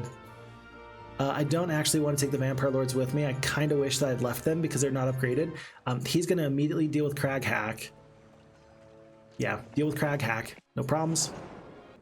And yellow player's been vanquished, folks. So here we are about 8 hours in, and we finally vanquished our first opponent. Not too bad. With the Battle Garb coming up, Agar is actually tremendously out of position, so he's going to do it like this. I'm going to send him with these vampires because, sure, why not? But I'm going to have him actually go south into this unexplored area there. He's going to have enough spell points. That shouldn't be a problem for him. And then we'll be able to carry on from there. But there's still enough possible places where adventure lies on this map that I don't want to leave any stone unturned. The problem is that we might walk over or bypass some very important plot points just because we're not walking around. That does not feel good, but otherwise getting out of this scenario would take years. Tundar earlier said that he couldn't imagine a one player or a one hero map, this map being done by just one hero. Yeah, that would be hours easily. You couldn't do it. You couldn't do it. You come upon a sign. It reads, "Here lies the body of Anduran. Bow and swear fealty, and you shall be rewarded." You decide to do as it says. As you stand up, you feel a coldness against your skin. Looking down, you find that you are suddenly wearing a gleaming ornate breastplate. That's going to be +5 to our defense, and there's one more artifact to go. And actually, I just had a thought. What you could do, as we take on a horde of phoenixes, I'm going to let them run, because they're beautiful birds, and they should be allowed to run. But what I just realized you could do that would be pretty okay, I suppose you could have a challenge where you play this map and you say only after you defeat a faction can you use a second hero. Now, I don't know if that's going to be feasible. I don't know if it's possible to win at that point, but it's at least worth considering that, okay, you only have one hero until you can completely eliminate one enemy. Which enemy do you go for in order to make that happen? I don't know. It's a good question. All right, we're going to take some losses here, but 142 Phoenixes. They're going to toast one full stack of Titans. Skeletons are going to be on their way as soon as they can. Dragons, I'm just going to have them sit here. The losses are not even a problem. I could have accepted the losses already. I don't know why I'm not, actually. One Bone Dragon, 2 Bone Dragons. I'm going to do 1 Animate Dead, and then I'm going to just get out of this fight right here. Just gonna hit Q because the losses don't matter. They do not matter. Okay, here it is. Sir Sandro's gained a level, +1 spell power. Still has basic leadership. That's what I mean by the problem with that. But the only thing that can make up for my forces being very mismatched is a Battle Garb of Anduran. A troll stops you and says, "Pay me 5,000 gold or the sword of Anduran will slay you where you stand." You refuse. The troll grabs the sword hanging from his belt.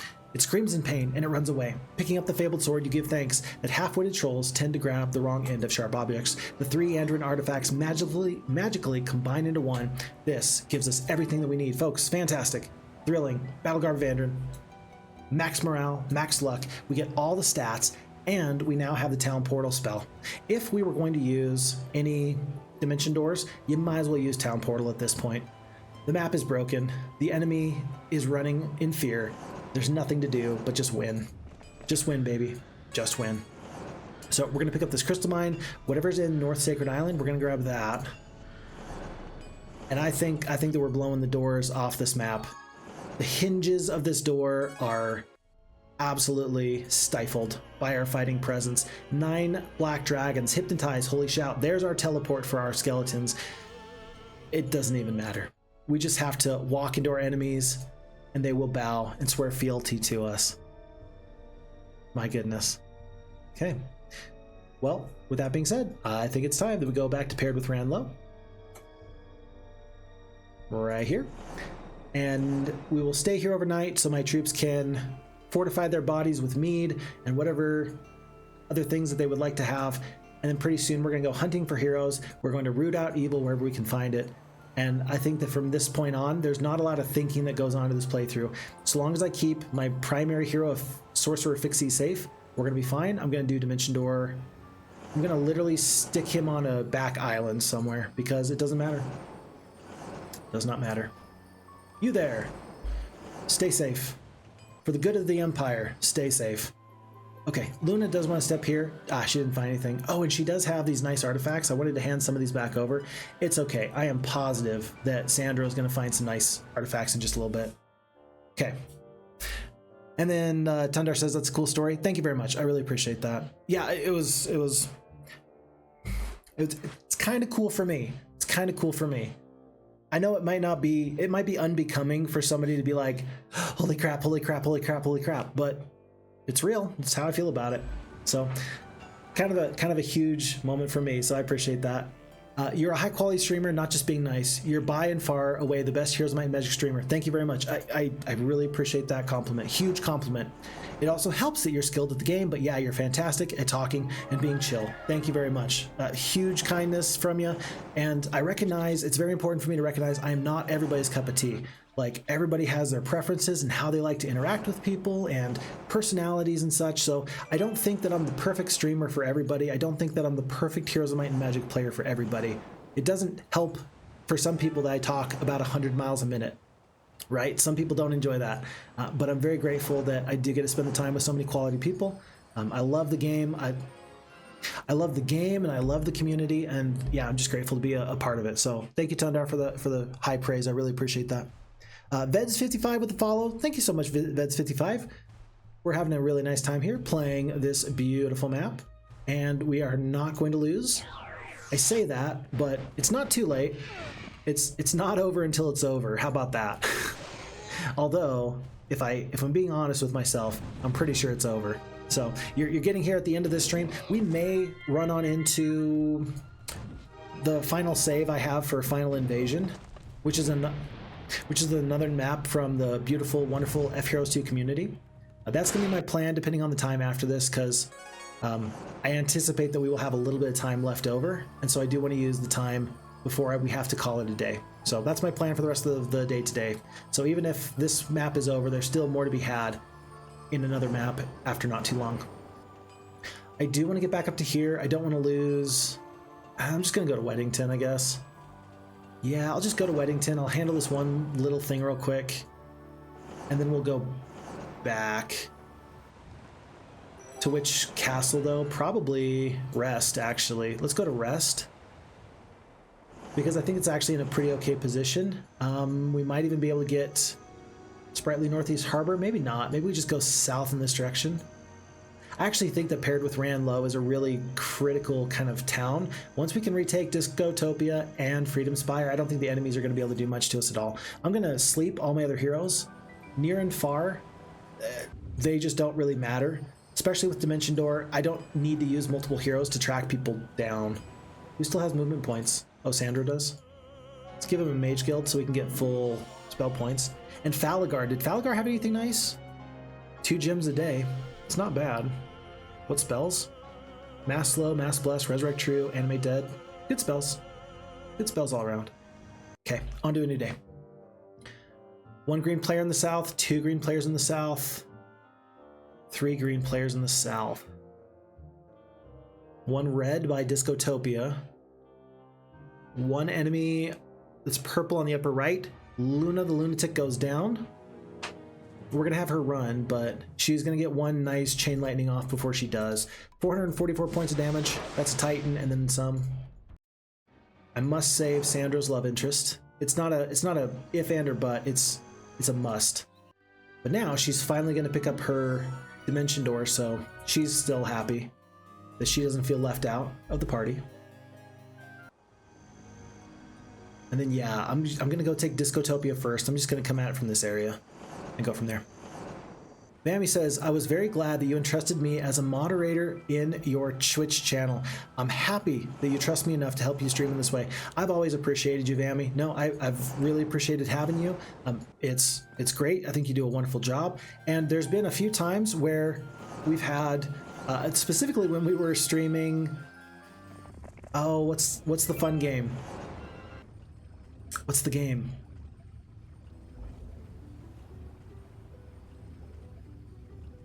It's got Megalomania as the main song. You know the game I'm talking about. We were streaming that, and it was there was some issue where somebody thought that they were being unfairly targeted in some way, shape, or form, it's really nice that I can say that as moderator, I appreciate what you're doing and I can fully support you. And I say, yeah, if Amy thinks that what you're saying is out of line, I trust them, right? So that way I didn't have to stop the stream and slow things down. So thank you to Lord Shadowing. Thank you to Bammy for both being excellent moderators. I really appreciate that they've got a lot of demands on their time and that they're still willing to help moderate.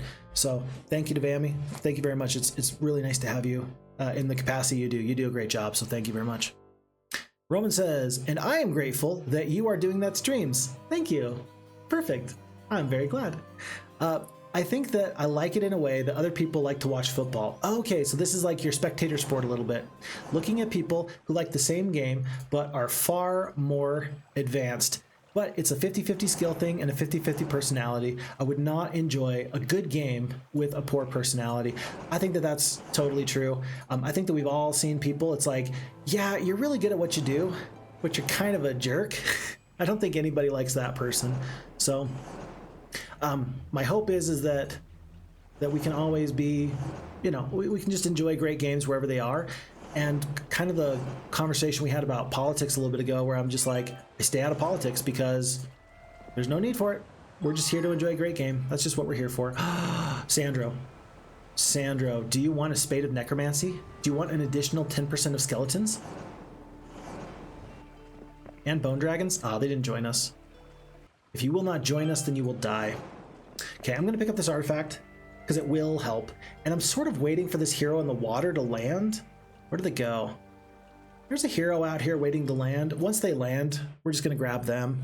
Whatever castle they're trying to take, we'll take them out quickly. But have you noticed the enemy's turns take much less time than they did before? Maybe that's because they're scared and they're hiding. I think that that's probably what's happening.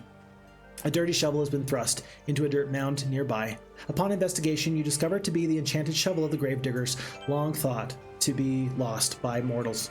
Very good. So Sandro, by the way, 90%? 90% of all creatures killed in combat are brought back as skeletons. If that doesn't get you excited, I don't know what will. That's a lot of skeletons. And our 6,000 skeletons, folks, can we get to 10,000? Will we get to 10,000? If we are close to 10,000 skeletons, I'm absolutely going to go out of my way to make sure that we hit that 10K mark, because that is not a small thing. I can't tell you the largest stack of skeletons I've ever gotten in any game, but I'm pretty sure that 10K would be it. In fact, I can almost guarantee you that 10K would be it. So let's hit 10K. Let's officially set the Phixfox record for the most skeletons in a single game. And then if we happen to win along the way, all the better. Will a Horde of Titans join us? We're gonna have to find out first thing in the morning. Boreaster's in the chat. Hello, Boreaster. Nice to have you here. Welcome, welcome. It's a pleasure to have you. Hope I'm not too late today. I went to the movies, so the last thing on my phone was a stream notification. Good. I'm so glad that you went to the movies. Very good.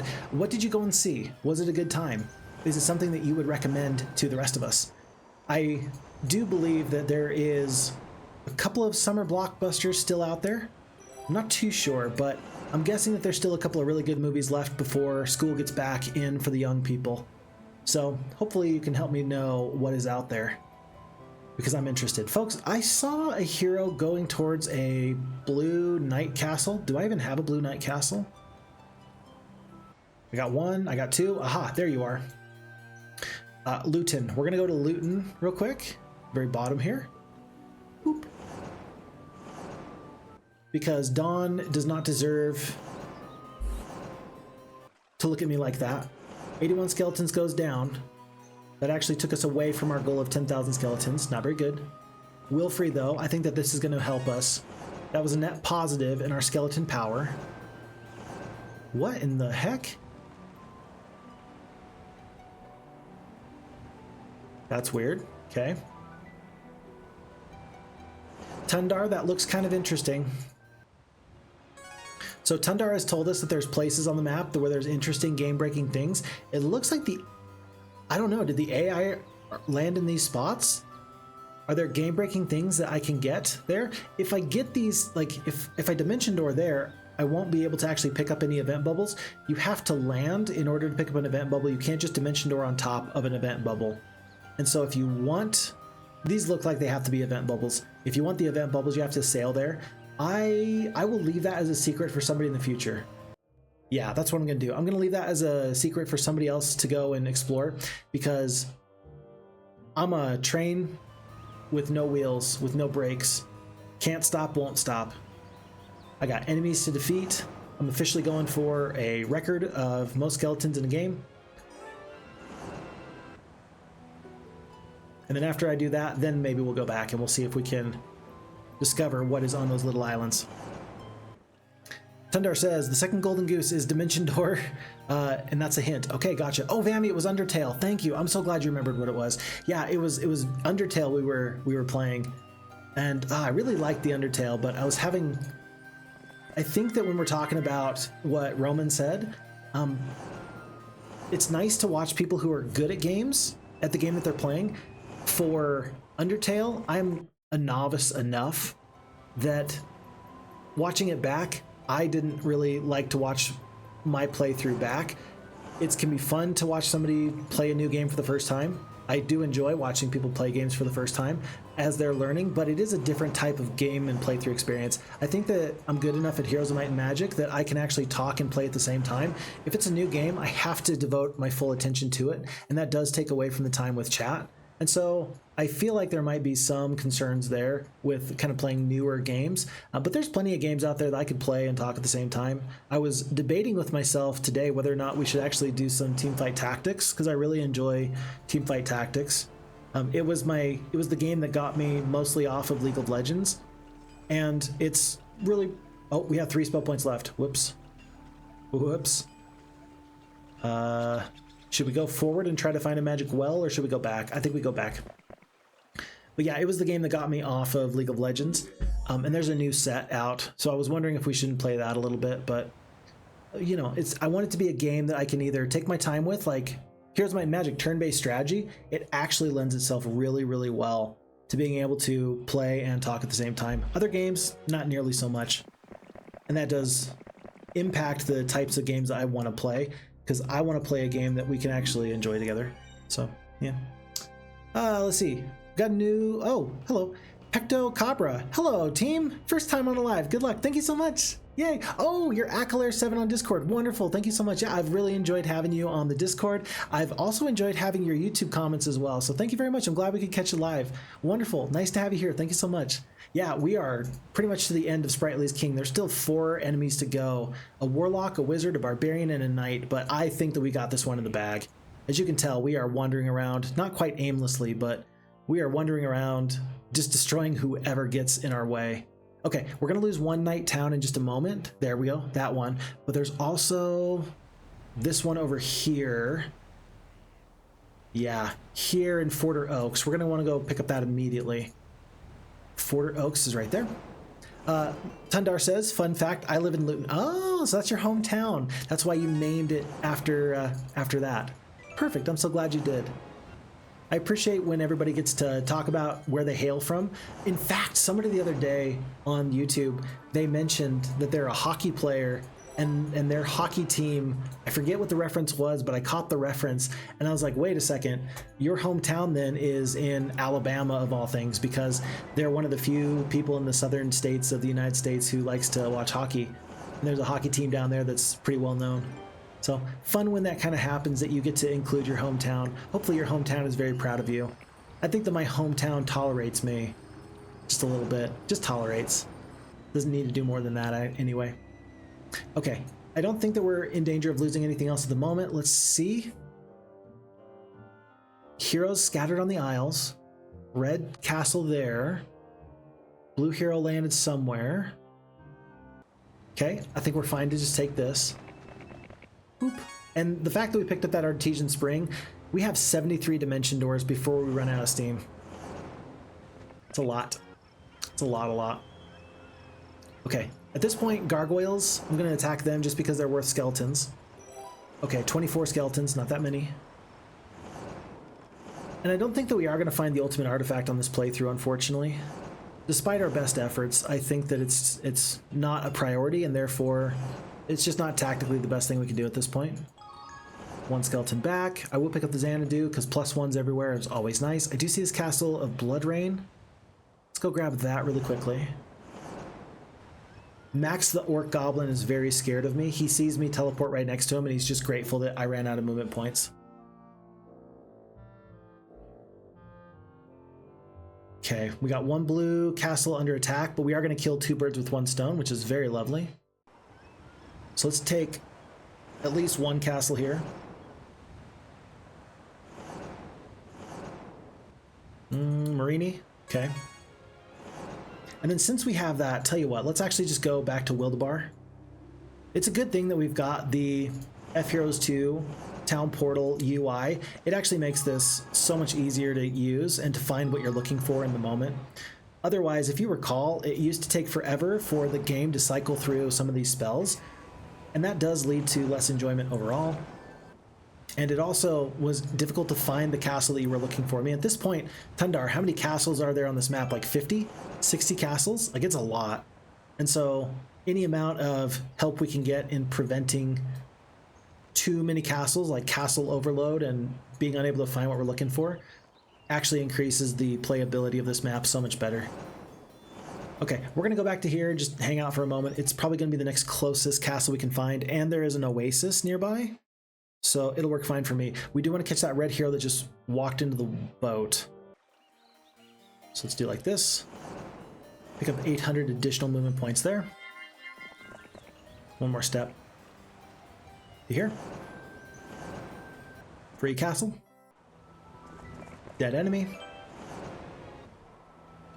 And then I don't really know. I think that Great Inland Sea is probably an okay place to head to. By the way, I do love the castle names. These are all beautiful. These are all wonderful. When you're dimension dooring at 1,000,000 miles a second, you don't really get to appreciate how beautiful of a map this is. I hope that I've said enough times, Tundar, that I've really appreciated your map making, because it looks beautiful, and if the map is beautiful, then it's actually funner to play. So there's a lot of things that go into whether a map is good or not. Beauty, believe it or not, is actually one of those things. Folks, red player's been vanquished. That's a big moment, because now, of course, we only have orange warlocks, purple wizards, and green knights remaining. Let's see, castles. I think that we're good to go in this direction. Yeah, there's at least one more castle of Quicksilver in this direction. So let's go find that real quickly. In fact, we might be getting to the point where there's only like a few castles remaining. I suppose that in a moment or two we're going to cast View Heroes, so that way we can tell exactly what's going on. We're out of movement points. Yet again, Max the Orc Goblin is like, take me or don't, I don't care, but quit playing with my heart. Sorry, buddy. It's not my intent. Okay, and there's another purple player, so maybe there's a purple castle in the upper right corner that I haven't discovered yet. So we're going to have to take a look at that in just a moment or two. But there is one more enemy at that wizard castle on the far right. By the way, we are struggling. 7,200 skeletons only. That's not nearly enough. More, I tell you, more. White shield. Oop. And I thought I saw another enemy hero sailing by somewhere in this area, but I don't remember who it was. So I'm not going to worry about too much. Let's go actually to Spritely Memorial for a moment. Here. Because I think that there's still a green castle to the south of this position I should go to. Let me do a quick check here. View heroes. Actually, there's no green heroes in this unexplored territory. There's probably enemies here. A view towns would actually be very useful. There's probably one castle here. There's a couple enemies on the high seas. Let me clear out this area and we'll go back, folks. We're about 5 minutes away from this playthrough being over. Here. I do want to step on the sign. Welcome to Spaghetti Islands. Thank you for visiting the Spaghetti Islands. Thank you for visiting the Spaghetti Islands. We hope you enjoy your stay. I'm trying to channel my inner GLaDOS from Portal, one of my all-time favorite games ever. And I don't think I can quite do it justice. We almost lost our Necromancer castle. Or rather, our Warlock castle right over here. I think I saw, yeah, so Troyan is over here. I don't know if she's got a town, but once we track her down, I think that we can actually be confident that we can go back. How many spell points we got? 339. This magic well is actually useful for the first time in a long time. Crazy. Okay. Is that the end of green? No, there's still more green to be had. But we do want to go to Freedom Spire.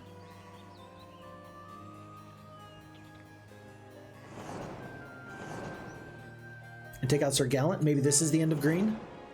Green player's been vanquished. Folks, we're doing wonderfully. So now we only have an orange warlock and a purple wizard to go, and I think that they're over here somewhere. I know we saw some enemies get into the boats not too long ago, but I think we're about to take them out. Let's go to Weddington. It's way up here. And let me just read through all the castle names, just in case you're interested. Spritelys Northeast, West Fork, Burlock, Rockhaven, Tundara, Blackwind, Elkshead, Brownston, Dragadoon, paired with Ranlow, Rest, Cracked Earth, Blacksford, Stop Inton, North Sacred Island, Discotopia, Freedom Spire, Spritelly Memorial, the Great Inland Sea, Luton, White Shield, Forder Oaks, Wildebar, Portsmouth, Zanzibar, Fountainhead, Blood Rain, Burton, Lakeside, Quicksilver. Wow! Many of those are not common names. Those are names that our map maker has put into the game for our enjoyment, and I appreciate the help in doing so. Because it really, again, it does add something of a high quality to the game, in my opinion. It really does. I'm guessing that this is actually the end of Orange. Orange player's been vanquished, folks. We got one purple player remaining, and I think that the writing is on the wall. I think it is. One purple player on that spit of land, one player is sailing. When they land, it's like waiting for a fly to land. If you try and attack the fly as it's buzzing about, you're going to be less likely to be able to take it out. It's best to let the fly land and then swat it. I think that that's the way that I'm going to handle these boats. Psych.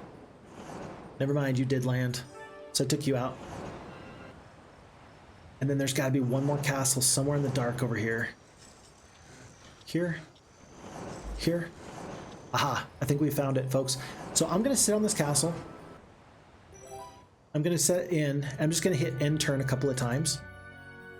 After I purchase a 5th level mage guild? No, I guess not. And we're just going to see if this will be the end of our enemy here. Yep, one final enemy. I'm going to hit end turn about 6 more times as I get caught up on chat. Heathod Q is in the chat. Hello, Heathod. Nice to have you here. Are we winning today? Why, yes, we are. We're having a real good time. Hopefully you're having a good time myself. Everything's good. No problems. Life is good. Santipolis, by the way, says, my condolences to living in Luton. Man, you Brits are absolutely vicious towards each other. My goodness. Boyster says, I had a great first time. It was the new Naked Gun movie. It's not the original, but if you like the trilogy with Leslie Nielsen, it's worth a watch. Second was Vinci 2, a Polish criminal comedy, and it's a really good movie. Right on. Yeah, I really liked the Naked Gun series. I mean, Leslie Nielsen was just a treasure. I don't know how that person could do so much deadpan humor and just make you laugh every single time. It was one of the best things in the world. It was awesome. So I loved it very, very much. So hopefully the remake is just as good or better. Wonderful. So yeah, today was parts of the comedies, a day of new parts of comedies made after decades. Oh, I know who I'm thinking of. Oh, the actor for the new Naked Gun. I know who I'm thinking about. I could see his face. He's currently dating Pamela Anderson, of all people. And it's funny because Leslie Nielsen actually is kind of close to the name of this other person. Nielsen? Yeah, so there's Leslie Nielsen, and then there is, oh gosh, I gotta Google it real quick. Naked Gun. Liam Neeson. So Leslie Nielsen and now Liam Neeson. There, you can understand my struggle in trying to figure out who we were talking about. Thank you, Liam Neeson. Yeah, or Nelson. Yeah, Liam Neeson. Yeah, okay, there we go. Thank you. But hopefully he does a good job. He's not really known for his comedy chops, but I bet that means he can actually do perfectly with the right jokes. Hoot hoot, we say from Pectrocabra. Wonderful, thank you. Woohoo! Hoot hoot. I think we did it, folks. The enemy side is beaten. Your side has triumphed. We beat Spritelys King. We are the unquestioned ruler of the entire map. Folks, I'm hoping that the FHeroes2 team has one final addition that they're going to make here. Like, they could do nothing else, and I think that the project would be in a great spot. I would love it if, upon victory, the map maker could add a custom postscript. I think that that would be a lovely addition, because I think that this would be a good time for an epic story at the end of all things. Bearded Man's in the chat. Hello, Bearded Man. Nice to have you here. Welcome, welcome. Fun fact, the name Quicksilver refers to Mercury, as it was considered adjacent to a liquid form of silver. In Greek, the name for Mercury literally means liquid silver. Very good. That's information I did not know, but I'm very much for it. I knew that Quicksilver was Mercury. I knew that those were one and the same, but I did not know the backstory to that. So wonderful. Thank you. Tundar. Oh, it's an Irish actor. Liam Neeson is perfect. Roman says Spy Hard is on the top of your favorite movies ever. Okay, there you go. I don't think I'm familiar with that one. Maybe I should be. And Boyster says he did great. Liam Neeson, he did it well with the deadpan, and he started doing that type of comedy a few years ago, if you recall. Perfect. Makes sense. And then Tundar says, congratulations, 2 and 2. Of course, that is in reference to the fact that Phixfox, I consider my first playthrough of Spritely to have actually been a loss because I had to do a restart there. And then I considered my playthrough of Spritely's Pirates to be a loss because I had to do a restart there as well. And so we are now officially 2 and 2. Tundar has won 2 maps against Phixfox, and Phixfox has won 2 maps against Tundar. Folks, 128 days, base score of 132, difficulty 220. That gives us a rating of a Black Dragon, score of 290. I do not think that this makes it into my high score list. It does not. My high score list is somewhere in the 300 range, 300 and above. And I don't know, that takes quite a bit to get into the 300 range. Of course, there is 2 instances of Pyramid that I'm still very proud of, and I very much love the Great Pursuit and 7 Deserts. In fact, I think that Terra Firma, unfortunately, is going to have to fall off because I think we're going to need to do... Yeah, I think we're going to need to do the Great Return again because I do want to have Mushanki Pet's map, the Great Return, somewhere in my top 10, and if I complete it, it will absolutely be in the top scores. So pretty interesting there. By the way, just in case you're wondering, we are on FHeroes2 engine 1.1.1.0, which is nice. It's fun. It's good. It's just the way it should be. So, perfect. Perfect. Roman says, another fun fact is leaving silver in some Slavic languages. Oh, leaving fast silver. Oh, that makes sense to me. Alchemists were discussing how to kill it to get silver. That's funny. That is very interesting. How to kill it to get the silver out of it. It's like, just stop moving. I'm trying to stab you with a knife and it's not working. I just want the silver out of you. Leave the liquid part. Spy Hard is so great, also with Nielsen. Okay, I'll have to look into that then. Yeah, I didn't know that he had comedic chops, but I'm very interested in seeing him do that. And then Spritely has no space for high scores. They are long adventures. That's perfectly fine. Long adventures are wonderful. Oh, living silver. Oh, I thought leaving silver, living silver. There you go. Makes much more sense. Much more sense. Okay.